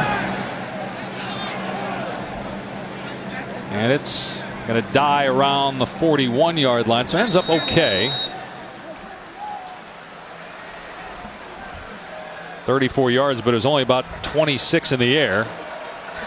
So Boise State takes over on the 40, guys, with 2 timeouts left. What's your strategy? I think you run the football. They ran the ball really effectively on the last drive and used some tempo, really for the first time. No reason at this point. Obviously, clock stops after every first down. You have 1 minute and 53 seconds. You don't think about taking a timeout until you get to around the 40-second mark. I think you come out, you run your offense. No need to be in high-octane tempo at this point. Plenty of time with a couple timeouts in your pocket. First true freshman to start a season opener for Boise State since they moved to FBS 23 years ago. Bachmeier's pass is high and incomplete. Marvin Wilson got pressure. Butler was the intended receiver. So Bachmeier's been high, guys, the last couple possessions on several throws.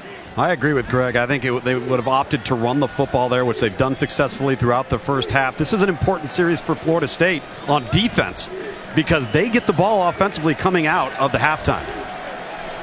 They'd love to get it back for their offense with time on the clock too, Tom. See if they can get some points before intermission.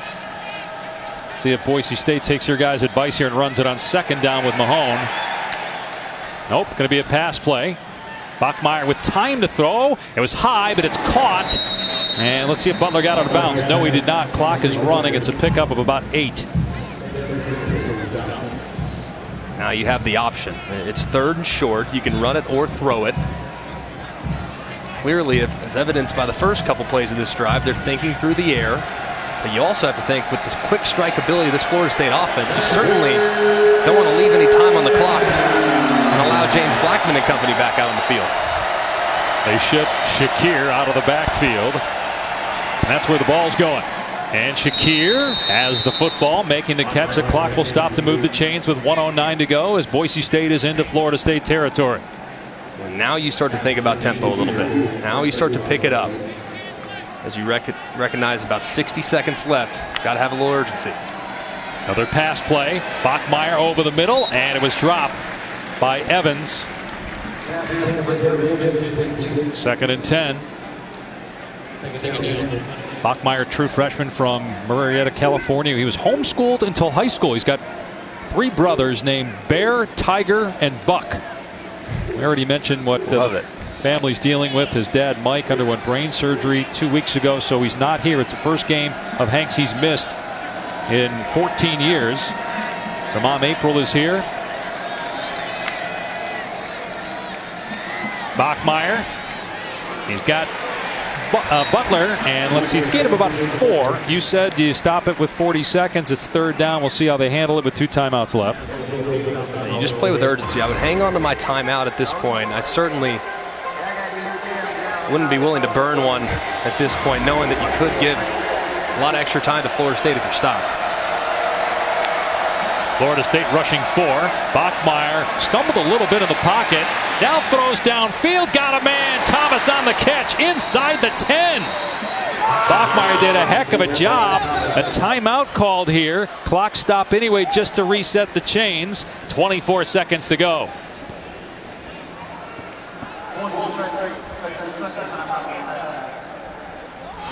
What an excellent job by Hank Bachmeier. I mean, dropping back, not seeing anything initially, buying a little time in the pocket, and keeping his eyes downfield. This is a veteran throw. He sees that corner collapse just a little bit, giving him just enough room to get it to Thomas as he scrambled to the left. That was an excellent throw and a great decision against that deep cover 2 type of defense where the corner's eyes are up near the line of scrimmage. You know, and Greg, it's easy to see why they chose this kid as their starting quarterback. Yeah. You know, where he's at with his eyes, where he's at with his feet. He hasn't deviated from the plan. He hasn't gone on the tank when things haven't been ideal. He just kind of keeps chipping away. And again, this Florida State defense, Florida State's getting the ball coming out of the locker room at halftime. They cannot allow a touchdown right here because now momentum swings for Boise State, and it's an entirely different football game going into the locker room at half. Tom, you're down there. You've been watching Florida State defense. They huffing and puffing. They've been out there a ton in this heat and humidity. They're not. They've got some really good position groups, and they've been rotating. You know, we're seeing various looks, but we're also seeing various position groups shuffle in 3 and 4 at a time. They look sharp. First and goal on the 10 for Boise State with 24 seconds to go and a timeout remaining. Bachmeier throwing a fade to the corner for Thomas. He can't come up with it. Nasruddin in coverage. Thomas is giving up about 7 inches on that pass play. You're throwing a fade against a defender who's that much taller than the receiver. Yeah, but I like the throw. I mean, there's a little hesitation by Thomas to try to create a little separation and see him just peel away from the defender. That was a great throw by Bachmeier. Just, I'd love to have seen Thomas bring that one in, reward his quarterback with a nice toss. They run it here to Mahone, and he's dragged down at the 9-yard line.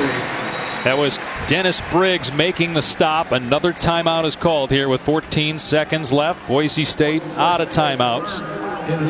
So now you got 3rd and goal. I mean, are you thinking that this one has to go to the end zone because you're out of a timeout? I mean, if there's any chance that you can get 2 plays off if you run the football in 14 seconds? No. Okay. You have to go to the end zone, and you have to understand, hey, it's got to be quick because any sack eliminates the possibility of points more than likely. It has to be high in the back of the end zone.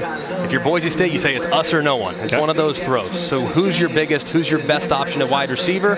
You're probably going to look in the direction of John Hightower. 6'2", hasn't done a ton, at least in the second quarter. I'm going to look in his direction, or one of my tight ends perhaps, and try to find him along the back edge of the end zone, especially if they can find out a way to go one-on-one coverage. The score right now would be a lot different if Boise State were able to capitalize in the red zone. Bachmeier has not completed a pass in the red zone yet. Keep in mind, Dave and Greg, watch Florida State align on defense in their secondary. They are in the face of these Boise receivers. They're daring them to throw it. They're saying, hey, listen, freshman quarterback, you're going to have to throw into tight coverage.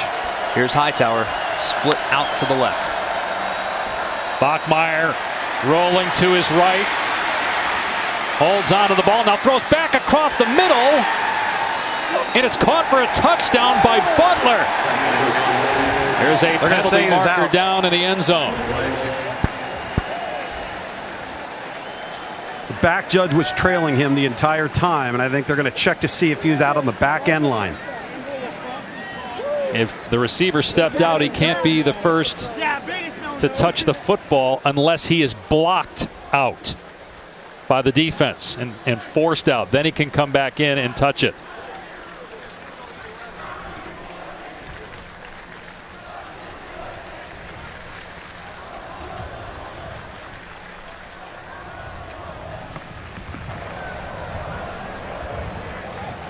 The receiver went out of bounds, number 7, came back in, was the first to touch. This is illegal touching, therefore it's a loss of down at the previous spot, 4th down.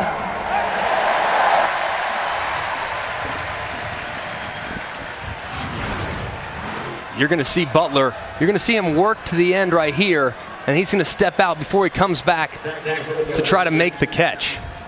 Good job by the officials recognizing that and making the correct illegal touching call. So Sachs with the field goal, and it's good. So again, Boise State unable to capitalize on the red zone, but they do get points. 4 for 4 for Eric Sachs as the first half comes to an end. Could be a lot worse for Boise State given the fact they have not been able to stop Florida State at all, and the Noles had 2 defensive touchdowns called back because of replay.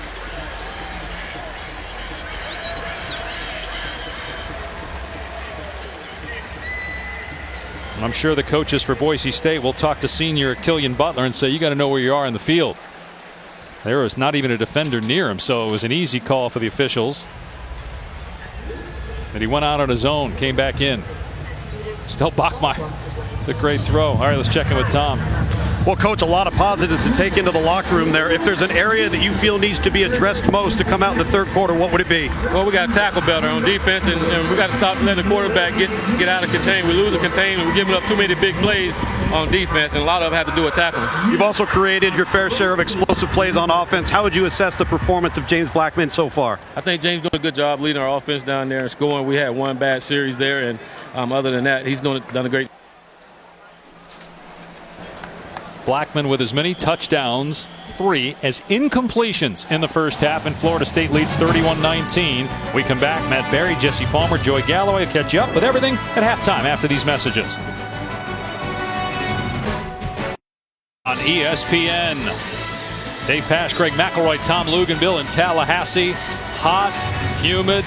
James Blackman stretching out after a brilliant first half where he threw 3 touchdown passes. Florida State up 12 on Boise State.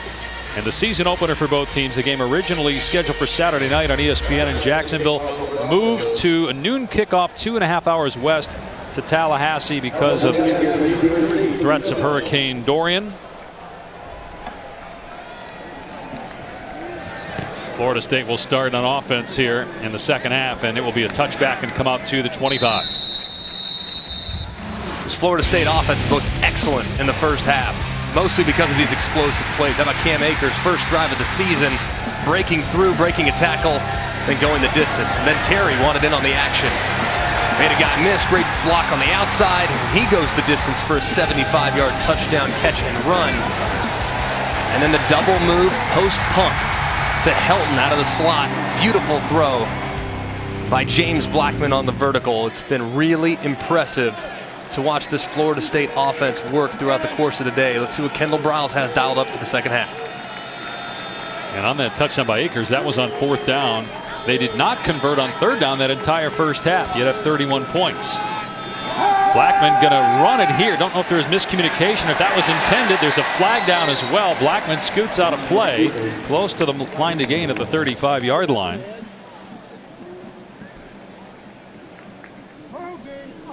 Brady Scott, the left guard who was injured in the first half, is back out there for Florida State. Holding. Offense number 3. 10-yard penalty from the previous spot. Replay first down. It's on Cam Akers. Here's Tom down on the field. Well, fellas, talking to Coach Brian Harsin at Boise State, 3 distinct areas. None of them will surprise you. We've got to have better red zone production. We can't turn over the football. And most importantly, we've got to tackle. Explosive plays on the ground where they miss tackling opportunities have cost him in the first half. But he feels good about it because he feels like the team's just a play away to getting the momentum back. Blackman trying to set up the screen to Akers. It's covered, and now Akers comes open. He's got it past the 20. And out near the 25-yard line. Wimpy on the tackle. Ezekiel Noah was trying to track down Akers and defend him from getting that screen pass. That was a good job by Akers. He was covered at first, but kept working and working and finding some space. Greg, that was that 4-pump screen. That was a long screen right there. Excellent job by Akers uncovering that. Now they hand it to Akers, breaks a tackle, and then finally grabbed and spun down by Wimpy. Curtis Weaver had a chance to get him at the line of scrimmage, but could not. But they're in a manageable 3rd down after being in 1st and 20.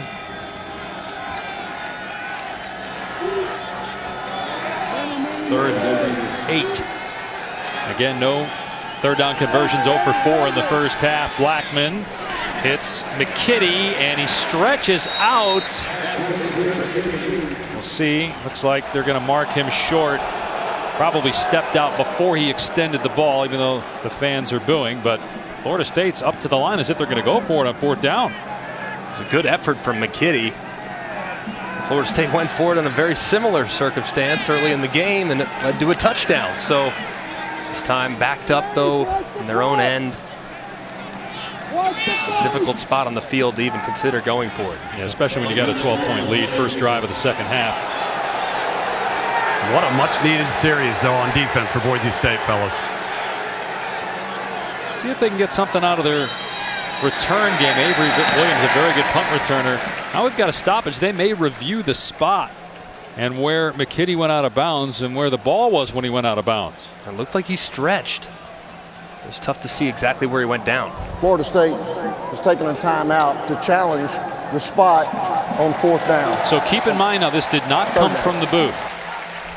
Makes it interesting. If the booth didn't signal down, that means they were leaning towards the play standing, but the head coach of Florida State, Willie Taggart, believed otherwise, and it was right in front of him. It was right in front of the Florida State bench, so he takes a timeout to challenge the ruling on the field. Now the question is, where's the ball when he's down?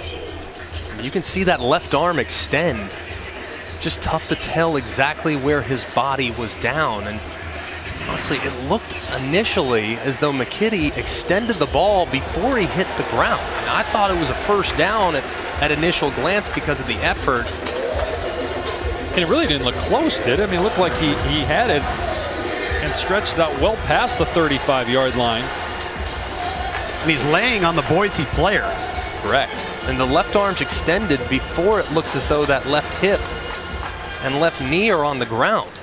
But the angles that the officials have, is that enough to overturn the ruling on the field?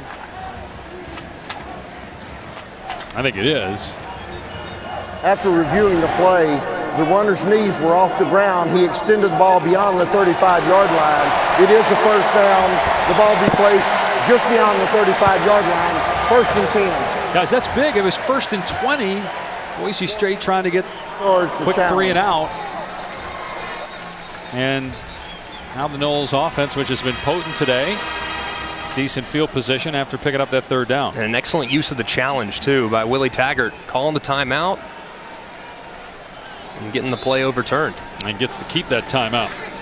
Going to go back to the ground here in Akers. He's grounded after a gain of about 2 by Scale, Igehan, and DeRose. One thing I am seeing a difference of, guys, is Boise State's defensive front is getting off of blocks much better in this series in the first one than they did in the first half. Blackman with a quick throw, a little behind Matthews, and did a good job to keep his balance initially, but still tackled for a loss on the play. Tyreek Jones was back there, so was Kaniho, who's been wreaking havoc in the backfield a lot today. He had the forced fumble in the first half on Blackman. 3rd and 11 now for Florida State. Play action. Blackman looking deep, taking a shot. Incomplete. Intended for Helton. Or check that. Wilson, the intended receiver, and Jalen Walker in coverage. It's 4th down. Jalen Walker one-on-one. Clearly beat, slightly underthrown. But you see Walker get his head back towards the football, trying to make a play on the ball. There is some contact naturally, but they didn't feel as though it was enough. I think in large part due to the fact that Walker turned around and tried to catch the ball himself. Yes. I think it's a good no call. I really do. I'm with you. As you said, smart play by Walker too. So Tyler to punt, hasn't been often. Avery Williams, a very good returner, but not going to get a chance here. Great hang time. And it's fair caught around the 23-yard line. So true freshman Hank Bachmeier had a solid first half. We'll see what he does after halftime adjustments in a moment.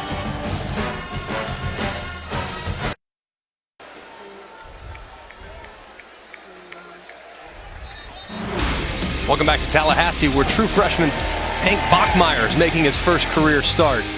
When he's had a clean pocket, he's thrown the ball very accurately. However, that clean pocket hasn't happened very often, but as the half came to a close, he started to make some plays, bought a little extra time, moved to his left, He threw a nice strike down the left sideline. He's also used his legs a little bit. He's not as athletic as the guy he beat out in Chase Cord, but he's very good with the football. It's been a decent start so far for the young quarterback. Hands it off to Robert Mahone here, and he is stoned. Joshua Kando was there first. Or check that, Robinson on the tackle. Gain of a couple. You have to think Boise feel good about what they've done running the football. I mean, Mahone's gone for almost 100 in the first half alone, so you got to think they're probably going to continue to try to emphasize what they've accomplished already at the line of scrimmage. They had a lot of good runs on first down in the first half. They're not here to start the second half. Only a yard or two for Mahone. Dontavius Jackson, who is the number 2 tackler on this Florida State defense a year ago, made the play. You talked about Harlan Barnett deserving some credit. They switched to a 3-4 defensively this year. A lot of talent up front for the Noles. And they make something happen here on 3rd and 6. Try to get the ball back for their offense. Boise State has been very good on 3rd down so far. And Bachmeier to the air here. Lobs it up and knocked away. Incomplete. Nasruddin was there. Butler, the intended receiver. That ball took forever to get to the sideline. And the pressure brought by Florida State, the pocket just collapsed right around Hank Bachmeier, and he couldn't really get a lot of velocity on the throw. Florida State defense has been tenacious throughout the course of the first half and here early in the second half with the pressure they're applying to the quarterback. So Velasquez to punt. Boise State really struggled in the kicking game a year ago. So far so good in this game, although as I say that off the side of the foot of Velasquez, but it works out okay. Taking a nice hop to about the 26-yard line. 43-yard punt. No return. Early third quarter in Tallahassee.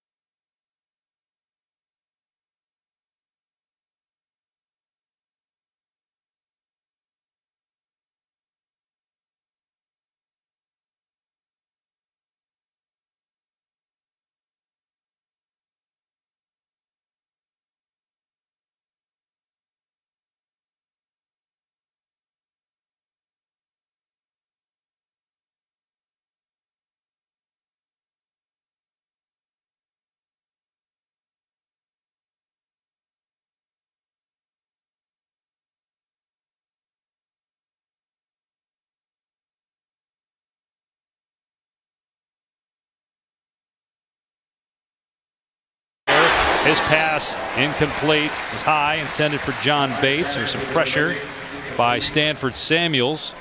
So you got a true freshman quarterback. Brett Rippon was a 4-year guy. All-time leading passer in the Mountain West. You had Alexander Madison, a 3rd-round draft pick at running back. They also lost their top 2 receivers from a year ago. And they've struggled when they've gotten into the red zone today. Otherwise, the offense has been decent. The 1 interception by Bachmeier.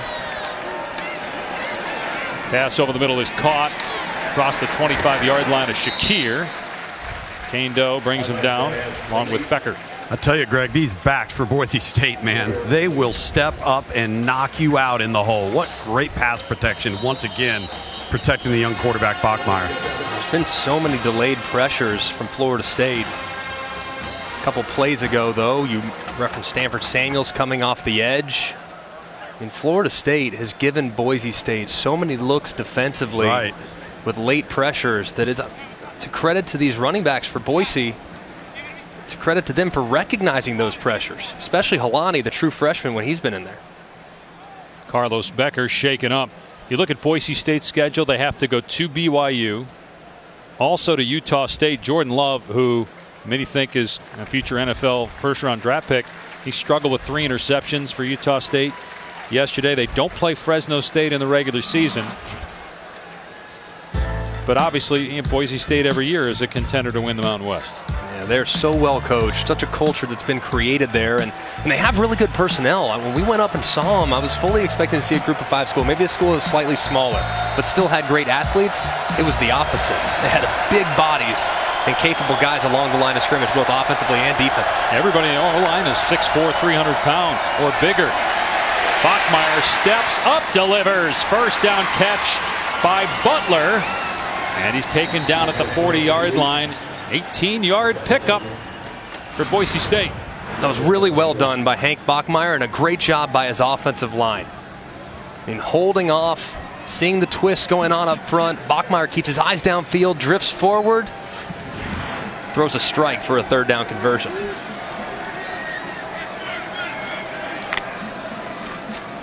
They're going to run Mahone into a wall at the 43.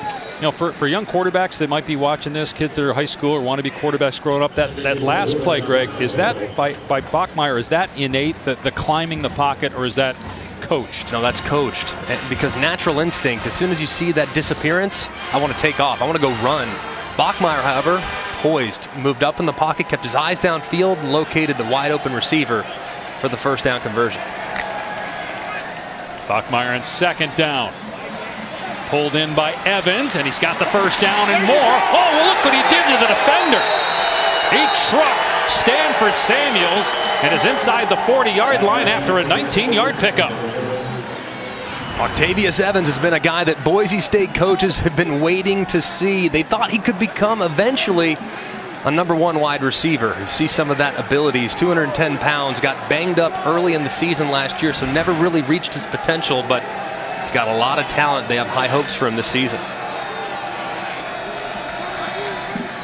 Here comes a double pass, although the ball is on the ground. That's a free ball, and so it's a loss on the play. It was a fumble. Butler was going to throw it. Instead, he ends up losing a couple yards on the play. It was only a matter of time before a trick play came out. You see Bachmeier. Obviously, Butler getting a little excited, trying to throw it before he actually caught it, but a smart job picking it up and trying to gain back what he lost. Still an unfortunate lost yardage play, though, for a Boise State offense. It was moving it pretty good. It looked like John Bates was going to be open to that. Maybe FSU was late in catching that. Here's 2nd and 13. Bachmeier with a long throw, and that one's dropped by Thomas. Forward pass incomplete. 3rd down and 13. As a quarterback, it's 3rd and 13. Field goal has to be in your mind to a certain extent. So if you don't get it all back, you absolutely can't take a sack. And you have to be thinking, if you get it to within 32, 31-yard line, it might be 4-down territory as well. So be mindful of where you're looking with the football.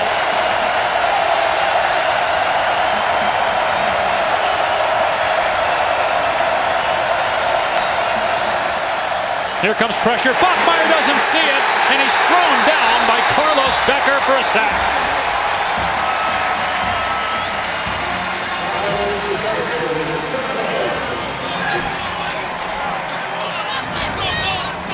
This pressure look has been coming almost all the time on 3rd down from Florida State. Just right around the edge, and Becker drops Bachmeier for a big loss. At some point, Boise State's going to have to figure out a way to neutralize those 3rd down pressures that they're seeing from Florida State. Florida State's playing man-to-man across the back end.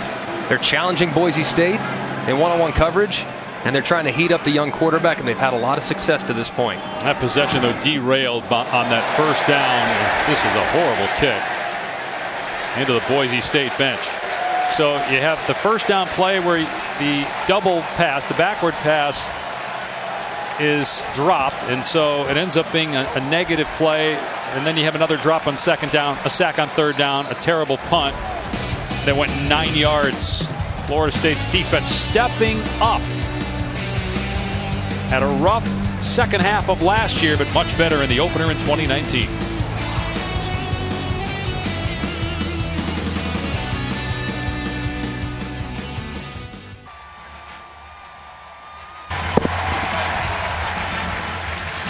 Well, after the early onslaught by Kendall Briles' offense, things have cooled off, but Still overall a terrific performance by the Seminole offense, which last year was near the bottom of the national rankings in scoring, averaging 22 points per game. They have 31 midway through the third quarter here today.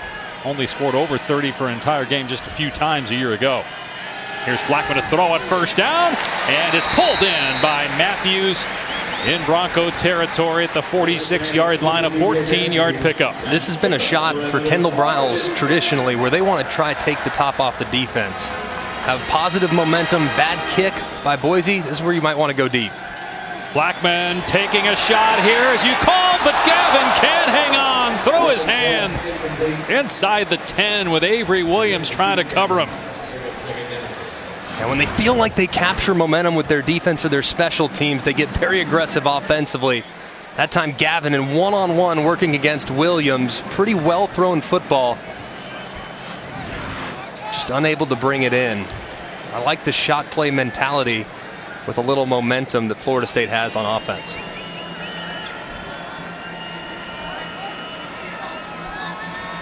These two teams will meet next year in Boise. Blackman again off play action, has to throw it away. Will this go down as a grounding call? It appeared to be a receiver in the area, so I don't think they'll throw the flag on this one. Again, this game was originally scheduled for Jacksonville. The reason a lot of people are saying, well, why move it to Tallahassee? It's unfair to Boise State. The game initially was going to be in Tallahassee, but actually Florida State wanted it in Jacksonville. Here comes an end around. The pass to Terry, and Boise State is all over it. They were not fooled. They lose yardage. So instead they moved it to the surface of the sun. How bad is it down there, Lukes? See, Dave, you and I have been here, what, 7 years together? Greg, we're going on 4. It's easily top 2 or 3. The only one I can remember that's close was Texas A&M 7 years ago when it was 112 on the field on a noon kick. But these two teams, when it's all said and done here, they're going to be getting some fluids and they're going to be exhausted. I mean, they were going to play under the lights in Jacksonville. It's hot and humid there, but not as bad as it is here, obviously, with the sun out in midday. Tyler punting here, and it will not check up and go into the end zone for a touchback. Brett Rippon started 4 years. Ryan Finley started the season opener Rippon's first year. So Bachmeier is the first true freshman quarterback to start a season opener since Boise State joined FBS in 1996. Kellen Moore in 2008, who's now the offensive coordinator of the Dallas Cowboys. He started as a redshirt freshman of the season opener. How do you think he's played so far? He's done really well when given a chance. Now, the offensive line at times has been somewhat overwhelmed, and he hasn't seen all the blitzes that he's going to need to see over the course of his career. He's got to identify things just a hair quicker, but that all comes with time. I've been very impressed, though, with how he's bounced back after a poor play and the poise he's displayed throughout. Mahone shifting into the backfield here. And on the end-around pitch, it's Thomas getting the first down. Levante Taylor with the stick. That's a good play, though, almost 15 yards. Thomas says he's okay. Man, that was such a cool design. I mean, look, you're going to see movement. It looks like it's going to be zone read this direction, but they actually toss it to Thomas on the end around coming to the other side. That's only great. Boise. That's great misdirection. Right? That's awesome. I mean, I feel like 95% of the teams in college football, the running back and the wide receiver would run into each other. But Boise's so well coached, the execution was flawless there.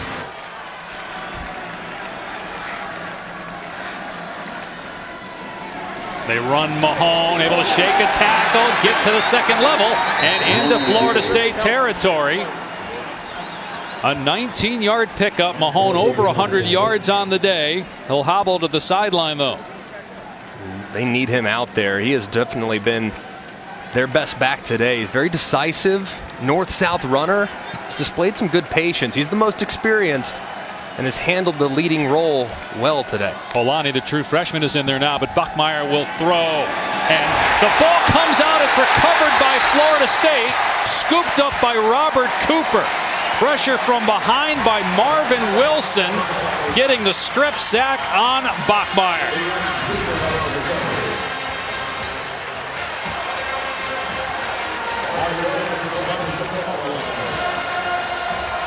Ball definitely looks as though it's out. How about Marvin Wilson, the big fella,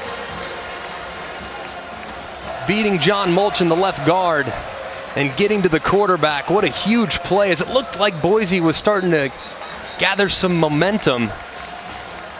One of the leaders defensively finds himself in a one-on-one situation and takes advantage of it. They're reviewing to see if the hand started to go forward. Marvin Wilson, a junior from Houston, who was a basketball player growing up and ended up trying football. Worked out pretty well, I'll say. He's a great player. It's a two-gap body with one-gap explosiveness. He showed it right there. Akers, big run inside the 35-yard line, down to the 32. 15-yard pickup for Akers. Florida State in business. And you got to think, with this tempo, just keep trying to push it with the running game. And here's Akers again. And he lost the ball, and it's recovered by Nawahine.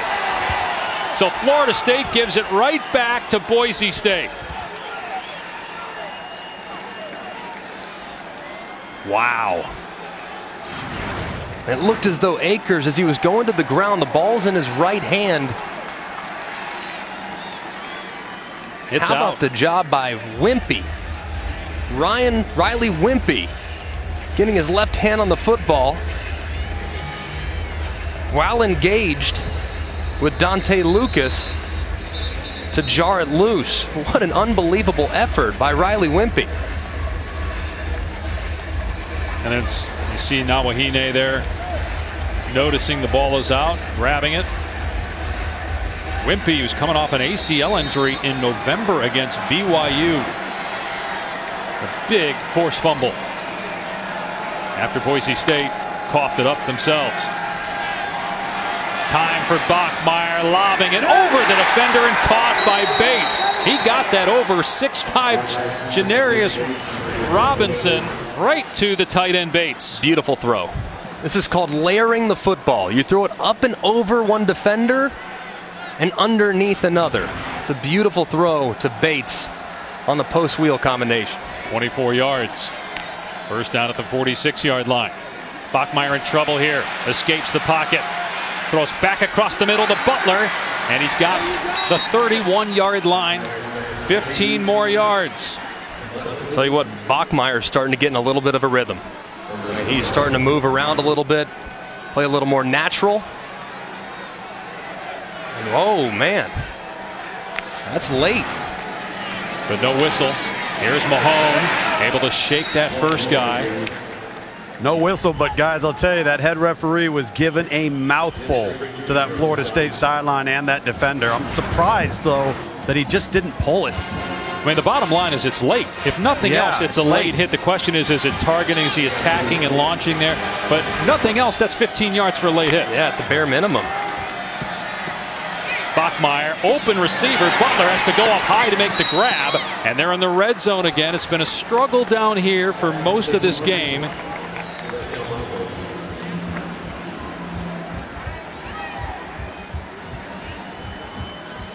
When you're a young quarterback, you get down in the red zone, the field gets condensed.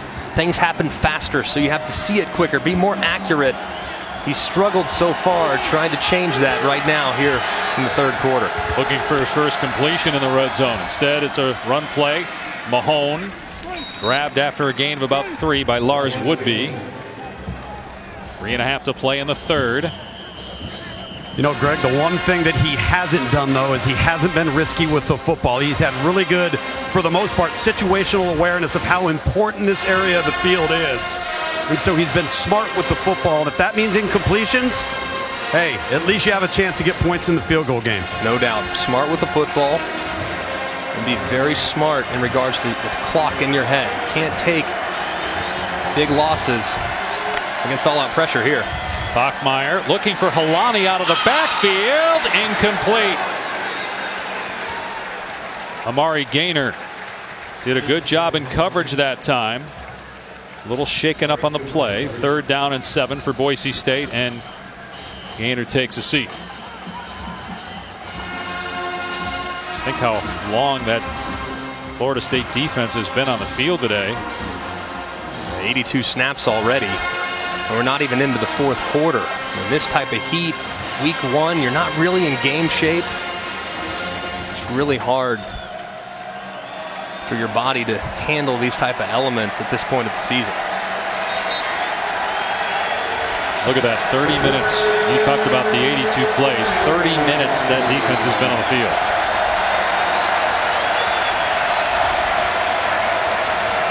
And keep an eye on number 6. C.T. Thomas in the slot. He's been a go-to guy in man coverage for him.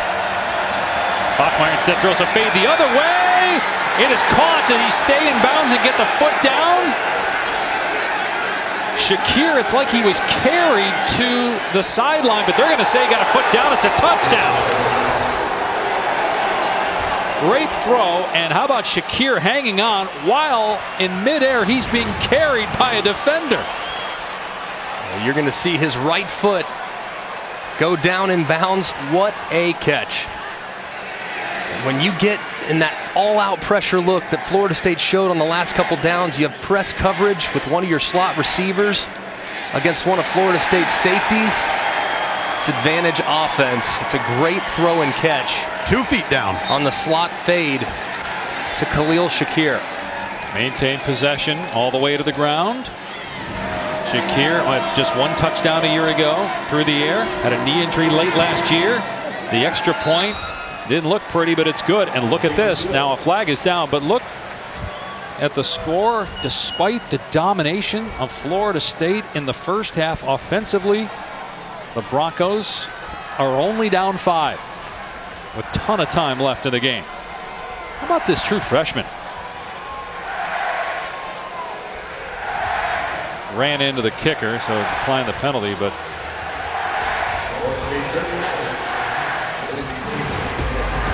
well, Hank Bachmeier, he's taking some hits, but he's hanging around, starting to play his best football here as Boise closes the gap.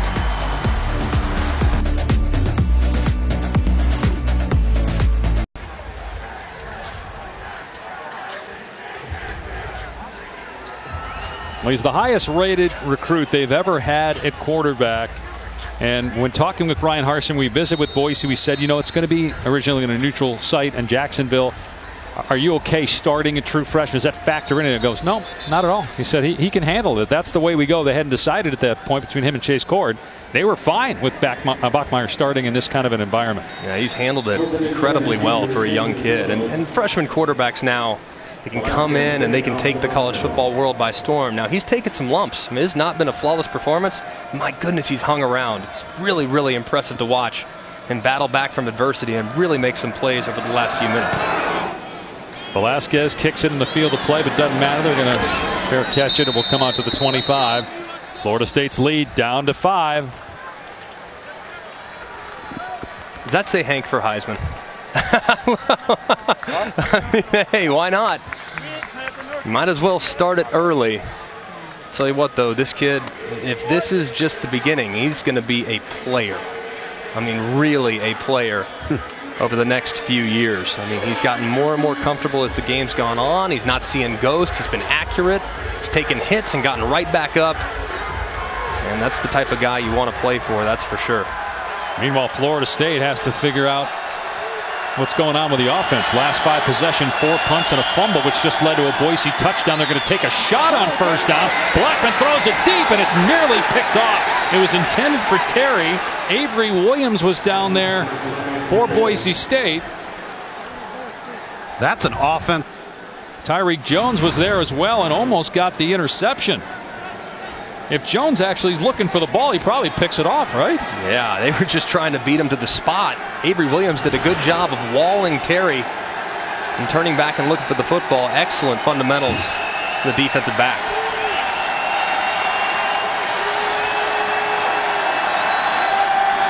Blackman, pump fake, another deep ball. Overthrows the receiver, and again an opportunity for Jones to pick it off, but it was way over everybody's head. And now, after 2 deep throws, it's 3rd and 10. Fellas, I'm over here on the Boise sideline, and I'm hearing players tell other players, they're cramping, we're not cramping. You're going down on us. We're here to stay. Well, you guys are both making a point during the break about just what you love about Boise. They just never go away.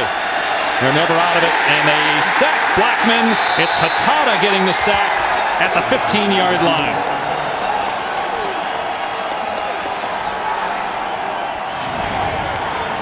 How about Hatada working inside and forcing pressure right up the middle? I mean, he goes right around Johnson, the center. As he changes gaps, Johnson can't recover in time. And Hatada drops Blackman for a huge sack. So now Tyler to punt. They should get good field position here. It's a good punt by Tyler. And the fair catch made on the 40-yard line by Avery Williams. Well, Hank Bachmeier has certainly proven just how tough he is. He's gotten hit time and time again, and he keeps bouncing back. And here he was on the slot fade to Shakir to bring the Broncos within 5 points, and he gets it again now at his own 40-yard line in solid field position with a lot of momentum on the Boise side. Look at the last drive. He's thrown for over 100 yards in the quarter. Keep in mind, 21 straight winning seasons, longest active streak in the FBS for Boise State. 3 Fiesta Bowl wins. They'll play anybody anywhere, even when the game has changed 48 hours before kickoff. They run here, and Holani breaking free. Close to the line to gain at the 50-yard line, as they're leaning on the true freshman the last couple drives, although an injury for Boise State right now. George Holani, true freshman running back, and Bachmeier, the true freshman quarterback. A terrific backfield here in the second half. Can't see a number just yet on the injured offensive lineman. I think it's John Ojukwu, the right tackle, who kind of gets rolled up on towards the end of the run. You're going to see him right there, and you see Holani kind of fall into him. Oh, yeah, I saw the right foot there. The defender, Janaris Robinson, kind of falls into him. That's a big loss. Ojukwu started the last 7 games of the year last year. The offensive line to that point really struggled, very up and down. Ojukwu goes in, starts the final 7. The running game production went up. The protection was significantly better. You got to hope the redshirt sophomore is okay, because he's a very important piece of that Boise State offensive line. Now, while we have a moment, as they're trying to get Ojukwu to his feet, let's remind you about what we got for you on ABC and the ESPN app. Next Saturday, 3:30 Eastern, Clemson hosting number 12 Texas A&M. And then LSU at Texas, 7:30 Saturday Night Football on ABC. It was a great game between Clemson and A&M last year in week 2. Came down to the end. Clemson won 28-26. Should be another good game. Kellen Mond looked really good. The returning starting quarterback for A&M last night. First down for Boise State at midfield.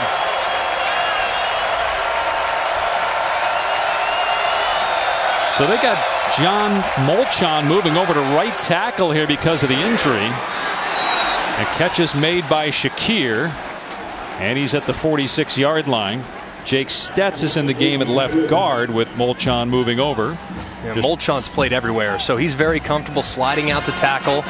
The goal for Boise State to get their best 5 on the field, and if Ojukwu is not available, Stetz is their 6th best offensive lineman. Get him in, put Molchon in for the injured player. 2nd and 6. Holani moves the pile. Looks like he's got a first down at the 40-yard line. And we saw Mahone shaken up a little bit earlier. I wonder if that's why Holani's getting all the reps here on this drive. Great third quarter, minute to go for Boise State. Got to take the lead for the first time. They run on first down. Holani upended by Taylor after a gain of 2. No, one thing Florida State is struggling with, and I think it's because they're tired right now, and you're seeing some rotation come in from the sideline, is they are not disengaging from blocks in the run game. In fact, this offensive front in the zone game is just pushing Florida State around. That's why you've seen such good cutback lanes for these Boise State backs, and they've had the vision to exploit it. Yeah, the time of possession and the play count that Florida State's defense has played is certainly starting to show its impact on the Seminole players. 88th play for Boise State. A dump-off pass, it's not going to go anywhere. John Bates brought down by Lars Woodby. So 3rd down and long coming up when we start the 4th quarter from Tallahassee. Can the true freshman pull it off in what has become a true road game for the Broncos? They've taken down many Giants before. Can they get the Noles? They trail by 5 with a quarter to go.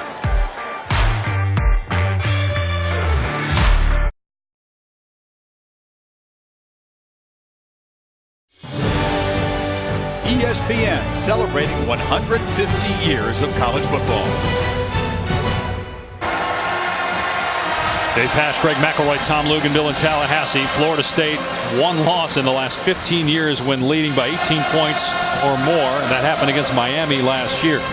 They were up 24-6 in this game, 31-13. Right now it's 31-26. Boise faced with a 3rd and 7 inside the 40 of Florida State. Pressure coming on Bachmeier, but he has a completion, and Shakir has a 1st down to the 30-yard line.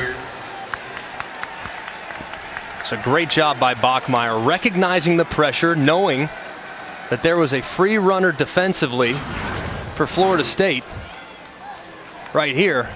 And he just gets it out before that free runner arrives. That's called throwing hot. A good job, too, by Shakir, his wide receiver, getting his eyes to the backfield, knowing there was disappearance, and making himself available for the quarterback's quick delivery.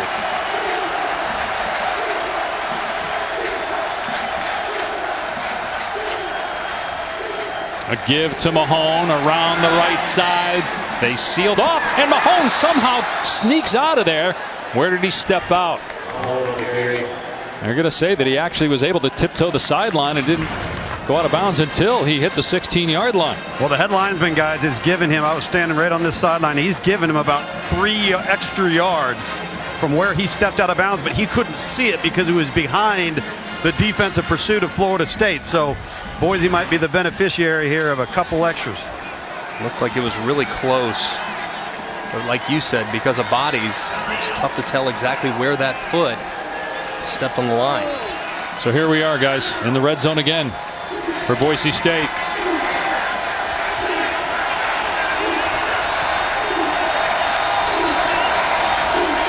Bachmeier gets leveled, and the ball squirts out incomplete.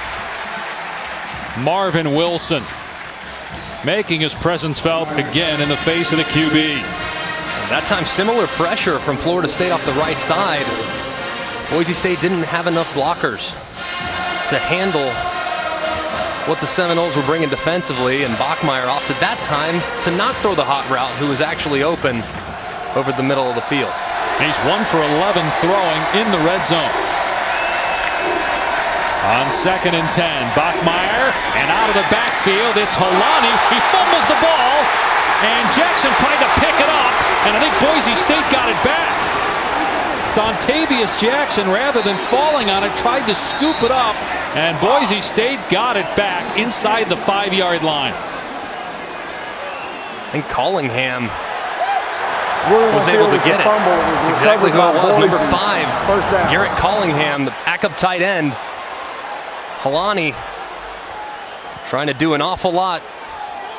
Forces the fumble, and Florida State, they thought they had more time. Nazrul Dean with the hit, and then watch, there's a defender who comes sliding in. It was Levante Taylor, and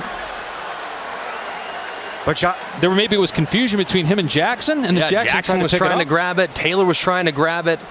But look how they tried to grab it, guys, and then look at how Boise State's offensive player went down to it, taking it through the side and cradling it so that the ball doesn't skip out.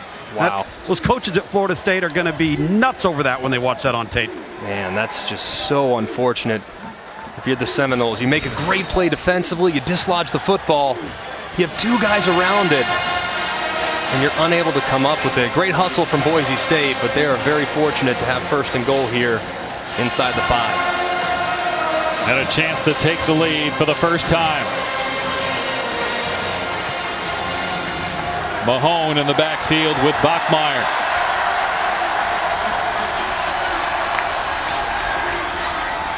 It's Mahone straight ahead, powering to the goal line, gets a push, and they're going to rule him just short. It'll be 2nd and goal from inside the 1. Really good surge. Good job being patient down here by Mahone. That's really, really good surge, and a good job defensively too by Florida State, understanding where they were on the field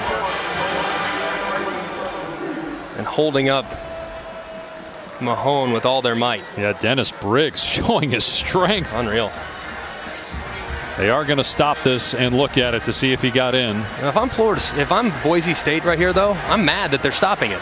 I got momentum. It's inside the 1-yard line. It's 2nd down. I got 3 downs to score. So, yeah, you might be rewarded with a touchdown, sure, but I'd rather them just continue to play because this kills my momentum, and Florida State's defense now gets a little bit of a rest. And right before that, Greg, you had Robert Cooper, you had Wilson on one knee in front of the football. I mean, that's a lot of weight that Boise State's pushing around. These are the things about the review that drives me crazy. On the field stands, 2nd down. Again, you take 45 seconds to allow the defense to recover, and as an offensive guy, you lose all momentum that you were able to create. So this is where we need to adjust the review process to only imperative situations inside of 2 minutes or 3 minutes, whatever they decide, but just go to the same model that the NFL has. Absolutely. Make the game a lot shorter. 2nd and goal. They're going to keep Mahone in here.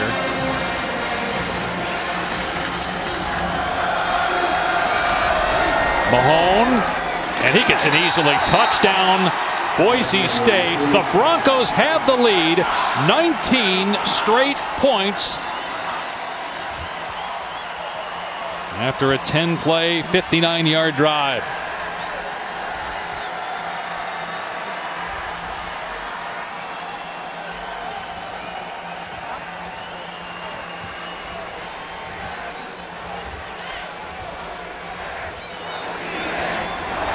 You hear the Boise State cheers. They all flew into Jacksonville expecting the game there tonight.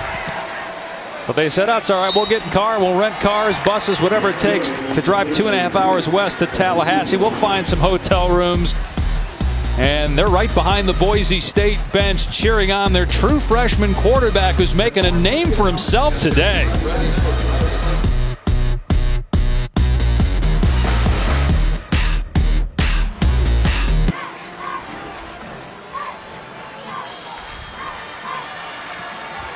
$20 unanswered points since the 4-minute mark of the 2nd quarter for Boise State.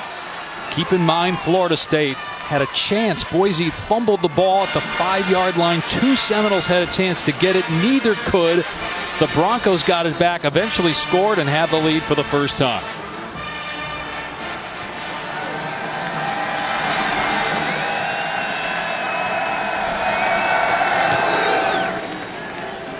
And they're just automatically signaling for the fair catch. They're happy to take the ball on the 25.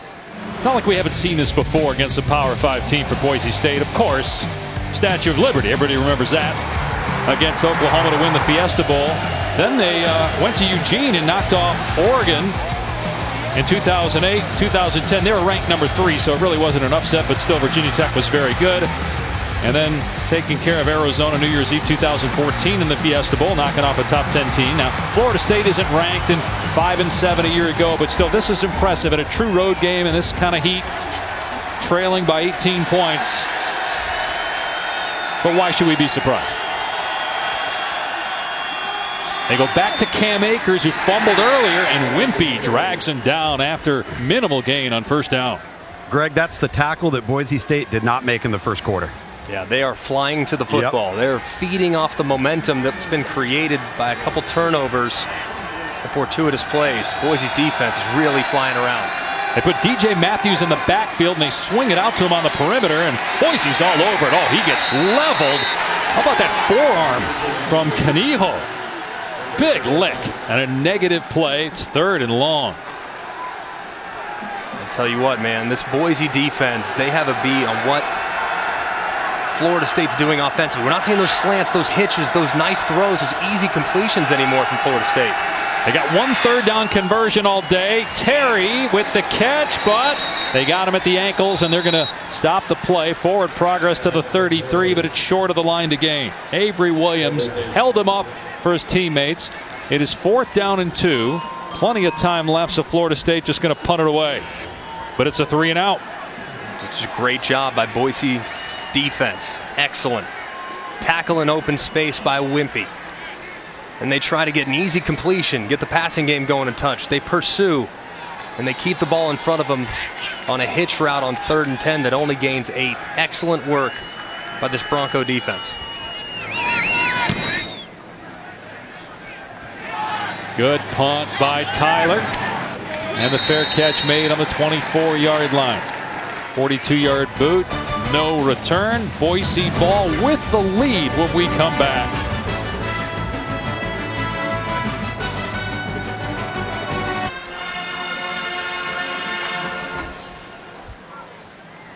Boise State with a 2-point lead early in the 4th quarter. The quarterback competition came down to the end of training camp. True freshman Hank Bachmeier won the job, and he has had a phenomenal second half. Yeah, he has really gotten comfortable within this offense. But the first half, it was tough at times. I mean, he took some shots, and he hung in there. He showed his toughness, and he showed how he's able to bounce back from adversity. He's gotten a little bit better and a little bit better. Now he's really seeing the field. He's playing more instinctively and is throwing the ball with great accuracy. Like there on the touchdown, Khalil Shakir on the slot fade. He's really looked comfortable these last few drives. See what the philosophy is here for Boise. They're going to run the ball a huge lane off the left side for Holani. It's a gain of 9. Bachmeier, quarterback, true freshman from Marietta, California. His mom, April, is here. His dad, Mike, has been at every game since Hank was 6 years old, but Mike had brain surgery a couple weeks ago, we're told, because of a tumor. He is not here. And so April carrying the torch for the Bachmeier family. Hank also has brothers Bear, Tiger, and Buck. He's a great quarterback in high school in the ESPN 300 for recruiting, and the highest rated recruit at quarterback in the history of Boise State since they went FBS back in the mid-90s. Got an injured Seminole on the play. It is Jackson. We hope he's okay. He's a big part of that Seminole defense. Tell you what, Bachmeier's been really impressive, man. I mean, Lugs, I've been really impressed with how he's bounced back. Young guy, right. You start seeing ghosts, a lot of pressure. Florida State did a nice job defensively, making him uncomfortable early, but he's settled in here in the second half and is really starting to play good football. Yeah, and I'll tell you, I think he understands the moment. He realizes, hey, I don't have to make all the plays. I've got to run the offense and don't make mistakes. It helps when you get 9 yards on first down, gives you a lot of options on second and short. And they'll be conservative here, and Holani has the first down and more. He's past the 45-yard line into Florida State territory before he's knocked out of bounds. I mean, how about Boise State winning at the point of attack here in crunch time? And that was the 96th snap that this Florida State defense has faced. And at some point, I mean, you're going to get worn out. When you get fatigued, you're tackling fundamentals. And look at Boise. Start to go sideways a little bit. Boise looks great. Yeah, they're already on the line. Absolutely. You can see, I mean, they're really starting to lean. That big offensive line for Boise starting to lean on this Florida State defense. 225 rushing yards. Here's a wide receiver screen to Shakir. He gets to the perimeter on the 30 and runs out of bounds around the 25-yard line. It's an 18-yard pickup. It almost feels like as the game has gone on, Boise State has gotten stronger, yet they're not used to playing in this kind of humidity. I don't think they care. I don't think they're even thinking about it. They really have. I mean, they did everything they could to try to simulate the humidity and the heat, and they haven't had any cramps, whereas Florida State's had several. It's been impressive to watch so far, their conditioning. Flags fly as Mahone is taken down to the 30. They turned up the heat in their practice facility and sprayed water to try to get the humidity up. It was 106 degrees in their indoor facility just to try to get ready for this. Offense, number 67. It's a 10-yard penalty from the previous spot. Replay first down. Garrett Larson, the center. Haven't seen many offensive penalties by Boise State. There have been very few. Right there, big Marvin Wilson crossed face, and Garrett Larson held on for dear life. Brendan Gant, the injured Seminole. That's another cramped player for Florida State, guys. We've seen several down. We haven't seen one from Boise State down on the turf. But as you guys have mentioned several times, I mean, the defense has been out there for 36 minutes, 97 plays. Especially week one. I mean, right. You're not in game shape yet. I mean, you can simulate as best you can, but it's not real life. Until you get out here, it's really hard to play 100+ snaps week one. On 1st and 20, a shovel pass, running room for Mahone to the 20. Stiff arms at the 10. And finally down at the 6-yard line, man. He just got rid of one guy, and Samuels eventually on the tackle. It'll be a 29-yard pickup. Man, that's a great job and a great play call. Florida State smells blood in the water. 1st and 20. We're going to come after the quarterback. We're going to make him feel it. So you just throw a little screen, a little shovel screen. Next thing you know, you have a running back out in space. Really, really nice play call by Zach Hill. Excellent execution from Boise State. You have Raymond Woody, a DB who got stiff arm that time. That's the first time we've seen him on defense. They're trying to get anybody in the game right now to give the starters a breather. Holani swallowed at the 5-yard line, so a short game, but the clock is moving. 2nd and goal. No, it's interesting too, and just watching it from field level, especially when they get in the red zone, Greg. Boise State looks like Wisconsin in the run game. Yeah. I mean, that they are literally blowing down and blocking down and moving. That's a lot of beef. You look at 21 Marvin Wilson. Look at 91 Cooper. You look at Durden, 16. Those are big bodies in there that Boise is moving the pile with. Boise has leverage with how they're getting underneath their pads to this point, though. Play number 100 for Boise State today. Van Buren, the running back. Bachmeier rolling out, throws it to Van Buren, and he is into the end zone for the touchdown. The Broncos extend their lead.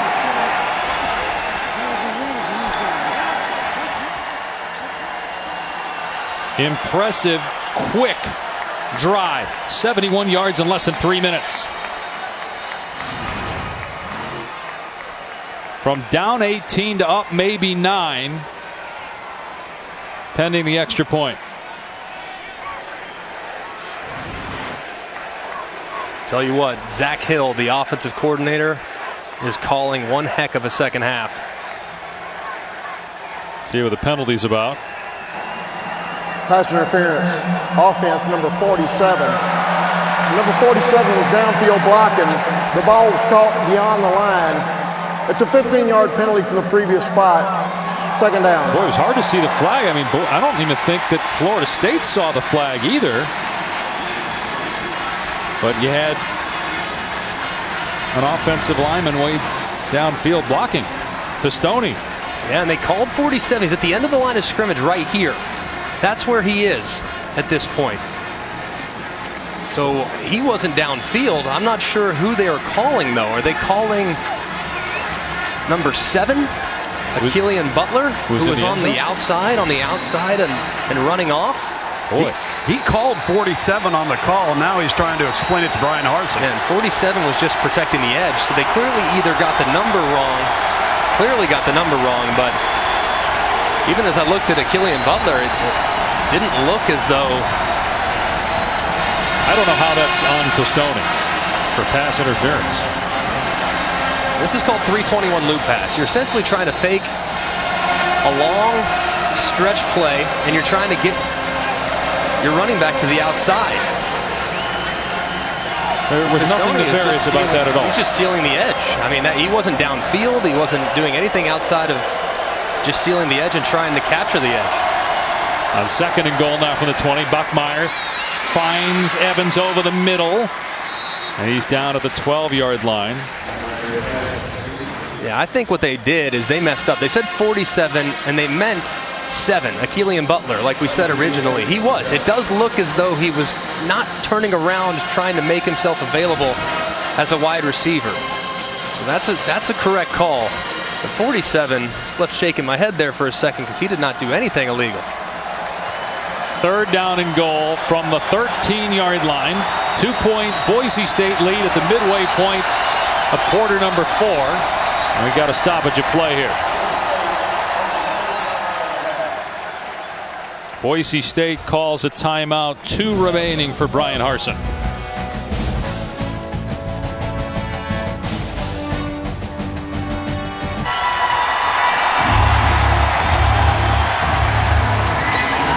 A lot of week 1 college football remaining. We will wrap it up Monday night on ESPN with Notre Dame at Louisville. The Irish ranked 9th preseason. Scott Satterfield making his debut as Louisville head coach. Meanwhile, Dave Paschal, McElroy, and Tom Luginbill here in Tallahassee. Boise State has not been great in the red zone. They had a touchdown, but a penalty flag for offensive pass interference negates it, so they have a 3rd and goal on the 13. And Buckmeyer to throw, gets hit, lobs it, end zone. Knocked away at the last second by Samuels. Hightower, the intended receiver, 4th down. Florida State sticking with what got them to this point. Just going man coverage across the board. Samuels got to do a better job of turning around. Lucky he didn't get called there for a potential pass interference, but a good pass breakup and a good defensive play for the Seminoles. Division III transfer, former walk-on Eric Sachs, 4 for 4 in his first Division I football game. FBS, 30-yard attempt here to extend the lead, and it's perfect. 5 of 5 for Eric Sachs. Boise State 36, Florida State 31. Well, how about the true freshman making his first career start here in a tough spot to play, Tallahassee, Florida. Buckmeyer doing a good job climbing in the pocket. He's done a good job, too, using his legs and keeping his eyes downfield, allowing his wide receivers to uncover.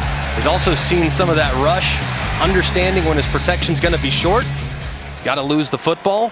He dumps it off over the middle for a nice completion. He has looked so much more comfortable in the second half of this football game. He's seeing the rush, he's seeing his receiver, he's throwing it timely. He's really playing instinctively, much more so than we saw in the first 30 minutes.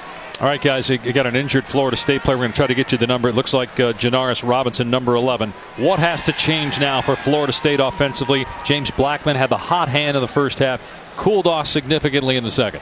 They haven't really done some of the things in the second half that allowed them to be successful in the first. We haven't seen any slants. We haven't seen any quick play action, throw a hitch to the outside. Easy pitch and catch completions. It's been pretty much all or nothing. They've thrown a couple throws that went laterally, but Boise State has seen those coming and they've teed off on some of those behind the line of scrimmage throws. So I think they need to get back to the intermediate passing game, Tom, to get some rhythm back into this offense. Well, and I think that Boise State deserves some credit because they've been able to play the run on early downs.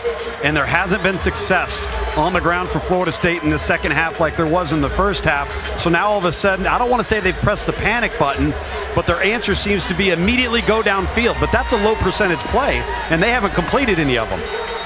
Kendall Briles, the new play caller here at Florida State. 5th year as an offensive coordinator, first with the Seminoles. They went out and hired a new offensive line coach, new receiver coach. Offense has only had the ball for 17 minutes in this game, and most of the points for Florida State came early. They're down 5 now. Blackman in the second half, 7 of 13 passing, 35 yards. And for the game, Blackman has thrown for 312 and 3 touchdowns. He had as many incompletions as touchdowns in the first half, 3.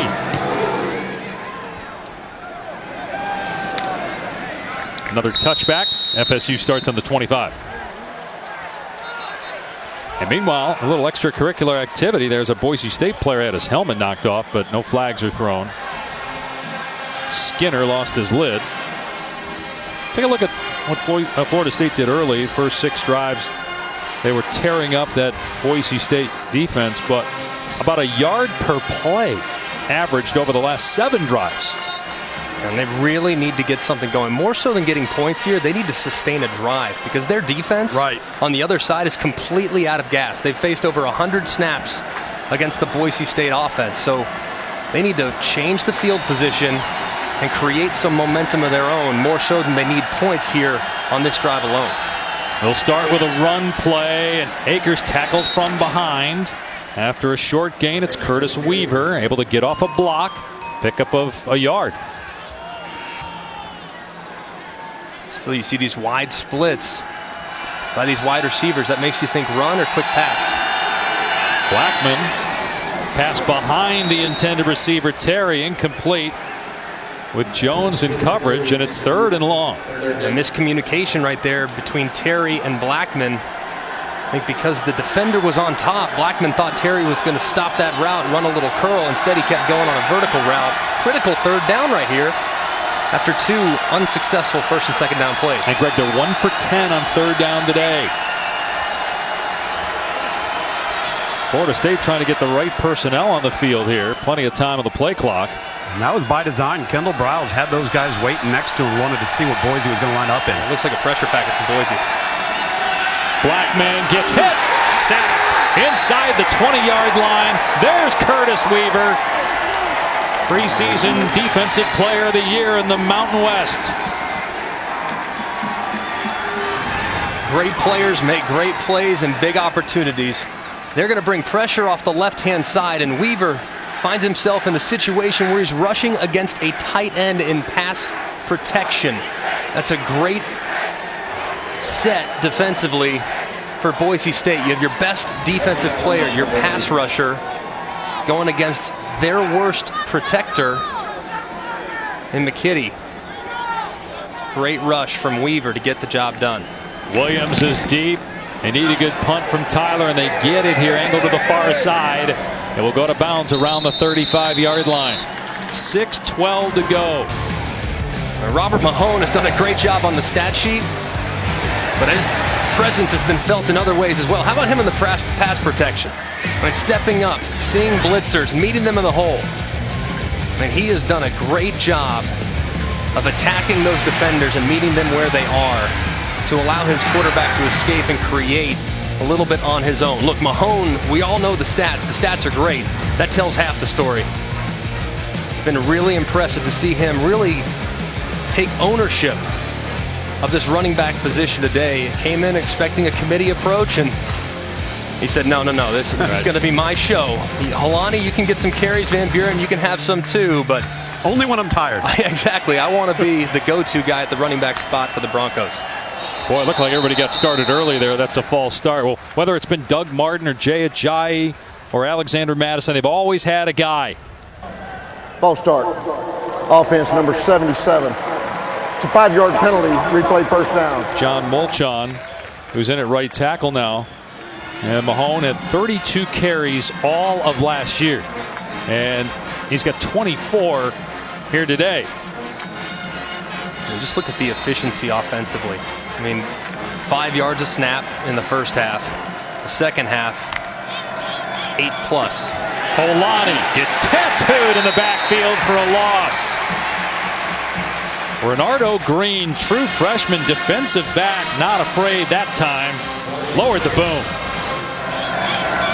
And they need something defensively to feel great about. That was a great hit in the hole. Sometimes a big hit can give you momentum as a group. See if Florida State can capitalize. Well, plus you had the false start there, so I mean you've gone backwards here, 7 yards. They come late, Bachmeier. It's a shovel pass that is read beautifully. Marvin Wilson engulfs Andrew Van Buren at the 30-yard line. Yeah, how about the big fella right here on the edge, keeping his eyes in the backfield and saying, no, you got us once on that shovel pass. I'm not falling for it again. Retraces and drops him for a loss. Great read by the most disruptive defensive lineman the Seminoles have, Marvin Wilson.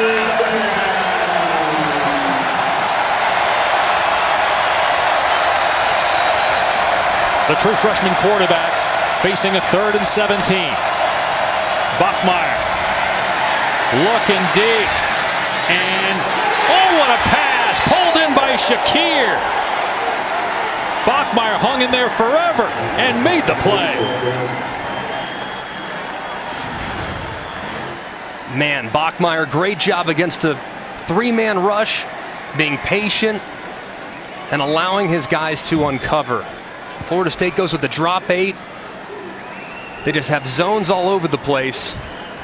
And Boise goes with a little bit of a scissors combination, a post by the outside guy and a corner by the inside, which floods a zone. And they pick up a huge conversion on 3rd and long. Holani got hit hard, broke that tackle. Attempt by Durden, but still lost yardage. So a lot of negative plays here, but that clock is moving. 4 minutes and counting. Florida State has all of its timeouts remaining. They picked up 3rd and 17 just a moment ago. It is 2nd and 13. Man, what a throw by Hank Bachmeier. I mean, just clutch. Yeah, man. And like all the great Boise and quarterbacks that we've seen in this system before, what's one thing that they've always been? Clutch and accurate. I'll tell you what, man, Hank Bachmeier, he's checked those 2 boxes today. And run Van Buren wrapped up after he got back to the original line of scrimmage, so it's 3rd down and 10. That Florida State defense has been out there for 106 plays and 41 minutes. Can they come up with one play defensively here to get the ball back to the offense? Boise taking their own sweet time, guys. They are in control. They understand that field position, regardless of what happens in a conversion here, is going to be paramount to their opportunity to win this game. Yeah, and if I'm Florida State, I'm bringing the heat. I mean, they've played well in man coverage for a majority of the game. I'm playing man coverage across the board. I'm heating them up. Here they come. Bachmeier hit, lost the ball. Fumble at the 44-yard line. Becker stripped it. If Boise State recovers, they're going to be punting. If Florida State has it, they're going to be in good position with the ball in Boise territory.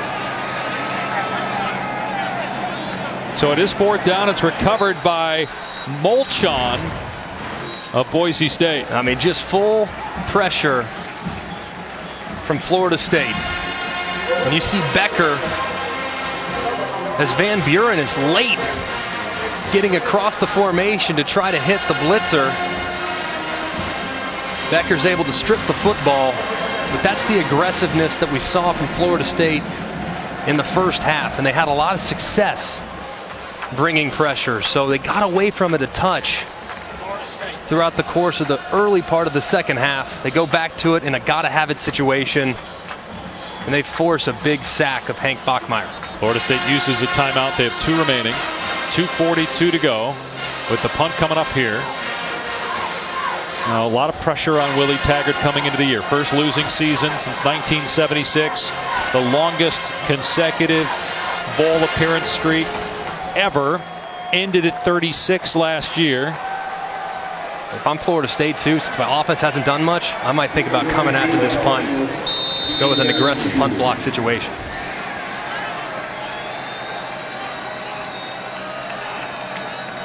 DJ Matthews is deep.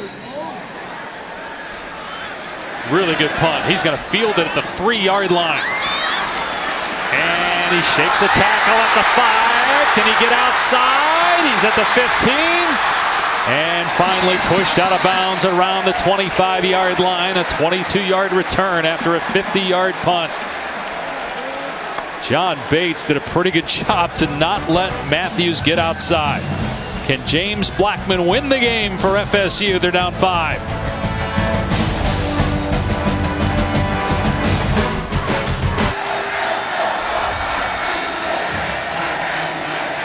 The second half has been nothing like the first half for James Blackman and the entire Florida State offense. The Noles had an 18-point lead on 2 occasions, but now they trail by 5 with 2:25 to go. They have 2 timeouts remaining, and they have to go 75 yards.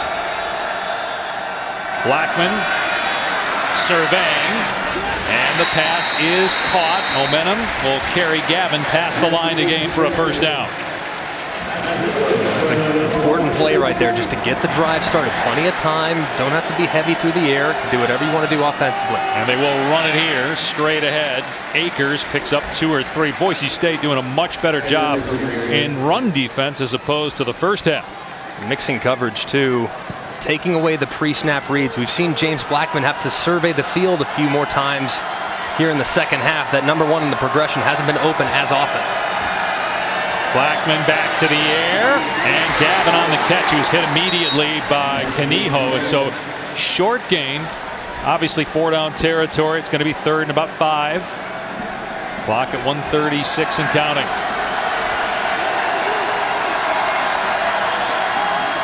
Akers, he gets stood up by Wimpy. A gain of 1. Now it's 4th and 4. They have 2 timeouts remaining. Let's see if they use one here to talk about what to dial up on 4th down. They're not going to, but taking some time off the clock here. Maybe it. Boise State coming after him. Blackman hit. His pass caught though by McKinney for a first down. Clock will stop the move to change to the 48-yard line. There is a penalty marker down in the backfield, though. It might be coming back. Held Curtis Weaver, guys. Holding. Offense number 73. 10-yard penalty from the previous spot. 4th down. Wow. Jawan Williams called for holding. Coming off this side, you're going to see Weaver get grabbed by Jawan Williams as he tries to go low and run the hoop. See that left arm of Williams absolutely engage with Weaver. What a huge penalty after the 3rd down conversion. Now it's 4th and 14 with a clock running. See if they come after him again. They do. A flag down. Blackman takes off across the 40, and he does not get the first down. Let's see what the penalty is. If it's on Florida State, it'll be declined. Boise State will take over on downs with 48 seconds to go. But it wasn't a dead ball foul.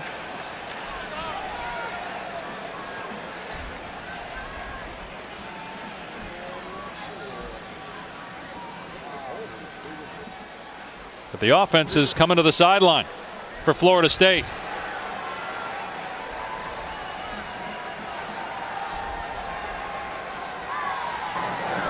Illegal formation on the offense. 5 men in the backfield. That penalty's declined.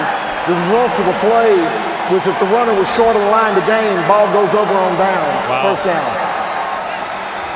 Boise State 48 seconds away from a major comeback win in a true road game. Better be careful they don't get a penalty. Hey guys, we know what this says about Boise State. It's really what it always says about Boise State is they can beat anybody, anytime, anywhere. But what does this say about Florida State? We are praising the first half, the changes they made, but the second half looked a lot like last year in many respects. Just a tale of 2 halves, and they looked completely out of rhythm offensively. Their defense couldn't get off the field. They couldn't stop the run.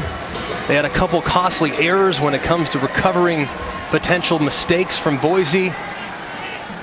They're an improved group, but man, the second half is just gut-wrenching considering how well you played in the first 30 minutes. Bachmeier takes a knee. Little contact from Asante Samuel after. Florida State will use a timeout, but they'll take one more knee. I'm sure the Noles will use a timeout, but then if they just snap it and take a knee on 3rd down, Florida State can't stop the clock and the game will be over. Well, tonight, after Fresno State and USC catch SportsCenter with SVP. Season debut of Tua and the Tide. They play at 3:30 Eastern. That game's actually already underway over on ABC. It's been a 4-hour game here in Tallahassee.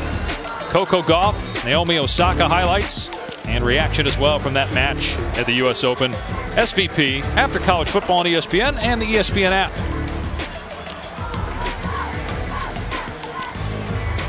And for Willie Taggart, trying to earn the trust of not just the players but the fan base.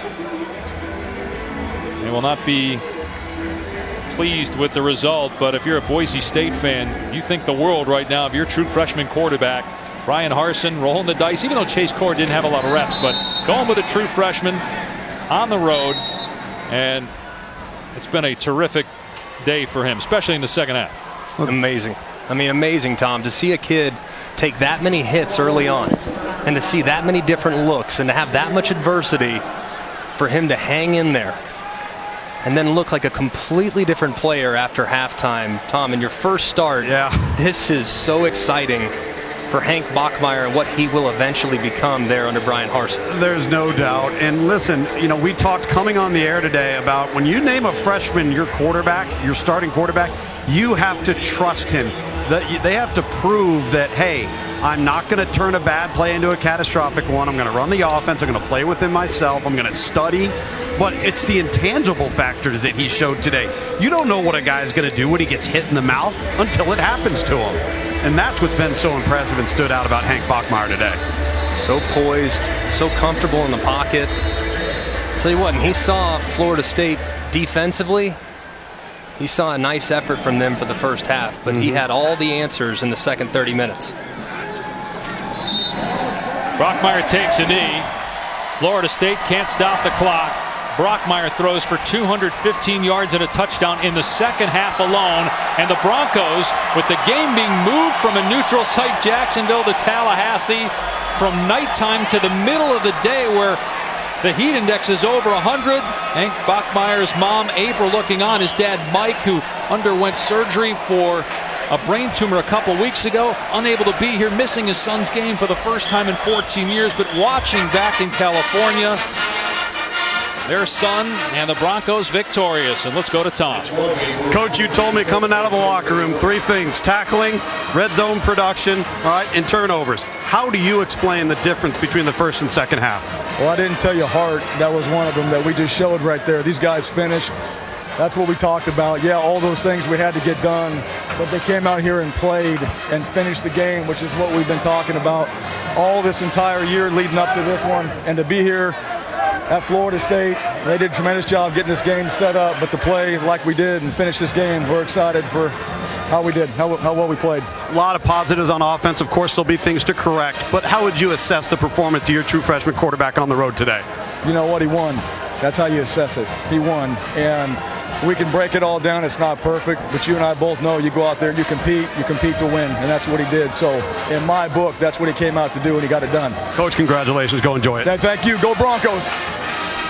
Now, Brian Harsin, an outstanding coach, and given that they had to make the sudden change here, figure out the hotel situation, practice canceled yesterday because of lightning. You're already bringing your fan base thousands of miles to play a game, but they had to make some adjustments after getting down 18 points in the first half on 2 occasions. But they come back with 23 unanswered points to beat Florida State 36-31. ESPN Goal Line is coming up next. For Greg McElroy, Tom Luganville, our outstanding crew, which did a good job with Quick Change, I'm Dave Pasch. Saying so long from Tallahassee, where Boise State wins at FSU by 5.